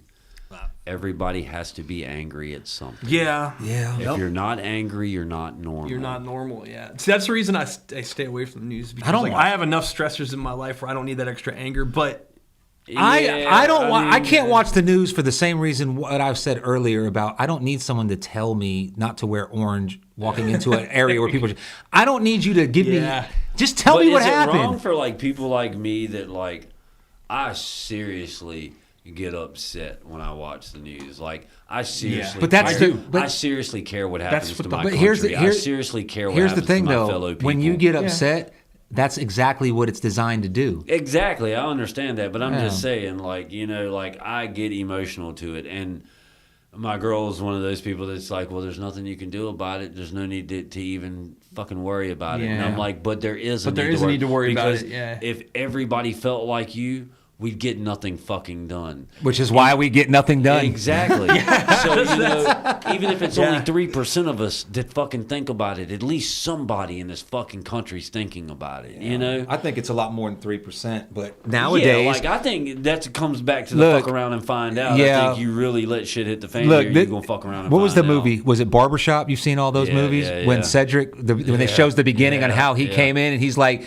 He's running from the cops, and he gets in formation with the Black Panthers, and they're like, we're going to burn this city down. He's like, yeah. And if we die tonight, we don't care. And he was like, peace out, y'all. Like, we're all with it. But the ultimate sacrifice, it's okay. We'll go do it. We'll join the army, and we'll go do the white man's war over in fucking Iraq and shit. But when it comes to our own, it's a whole different ballgame, man, because there's a lot more to it than just the fight. Because let's just say that everything broke down tomorrow. Okay, now we got to band up. Okay, that's what happens. And see, I'm not going to church. And you know what? There's going to be people they're going to start their little organization. And all of a sudden, they're going to have all prayers in schools and church on Sunday. And if you don't, they're going to kick you out, or they're going to put you in jail, or they're going to kill you. You know, or the opposite. So we can't govern ourselves. We are a fucking race of people, the human race. Man. Cannot govern itself. We have to have a master, or else we'll just be fucking savages. Well, it was like I was telling somebody the other day. They were talking about the same thing, and they were like, you know, all these rules and stipulations, and you know, they hurt us. And I was like, we were at work, and there was a woman walking a dog, and we passed by it, and the dog walked out. She snatched the leash, and I was like, that's a prime example right there. I was like, we have to have a painful reminder of what controls us, because if you didn't if that woman would not have had that uncomfortable leash on that dog, pulling on that dog's neck, as bad as it may seem for that fucking dog, it saved his life. Because if he didn't have that forced leash around his fucking neck, he would have died. He'd have stepped out in front of a vehicle and he would have died. He'd have been run over. Or he might do something stupid like bite somebody and then get put to sleep, you know. Even though the leash that's around our necks as citizens here can be painful. My mindset is, I think you guys need a leash. That's the way I think. Y'all do need a leash. I don't need a leash, but I like that everybody else has one. Honestly, I will be the first one to admit I need a leash too. Because I'm going to tell you like this: if you tell me that I can get away with robbing a fucking bank, I'm going to rob a fucking bank. You know what I'm saying? Fuck yeah. I mean, you know, it's not right, and I need that guidance. Even though I'm convinced I can get away with it, I need that painful reminder that I don't need to be doing that. You know what I'm saying? Yeah. So, like, I mean, it just, to me, I feel like we have to have that structure. Now, me, I'm a separatist. I'm that guy that would go out in the fucking woods and just try and live the rest of his fucking short-ass fucking fun life by my fucking self in the woods, you know?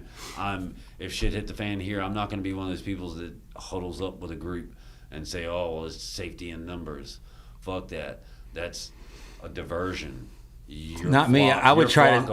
I already got a plan. I'm taking over the power grid, and then I'm going to be the king of my own area. And all of your hot daughters are going to be I'm going to start my own cult. And we got to go, man. We're bringing back polygamy. Only for me though. I'm going to be like David Koresh. This is not for you, but for David me. Koresh. Yeah. So. Anyhow, hey, if you're still watching, we got 4 viewers. Oh, it's late, man. Shit, we still kept 4 viewers. Yeah, man. Thanks. 10:30. Thanks for tuning in. Thanks for getting, for listening to the message. But this is How Copy Podcast, and that's a good copy. We are out. Out. Yeah.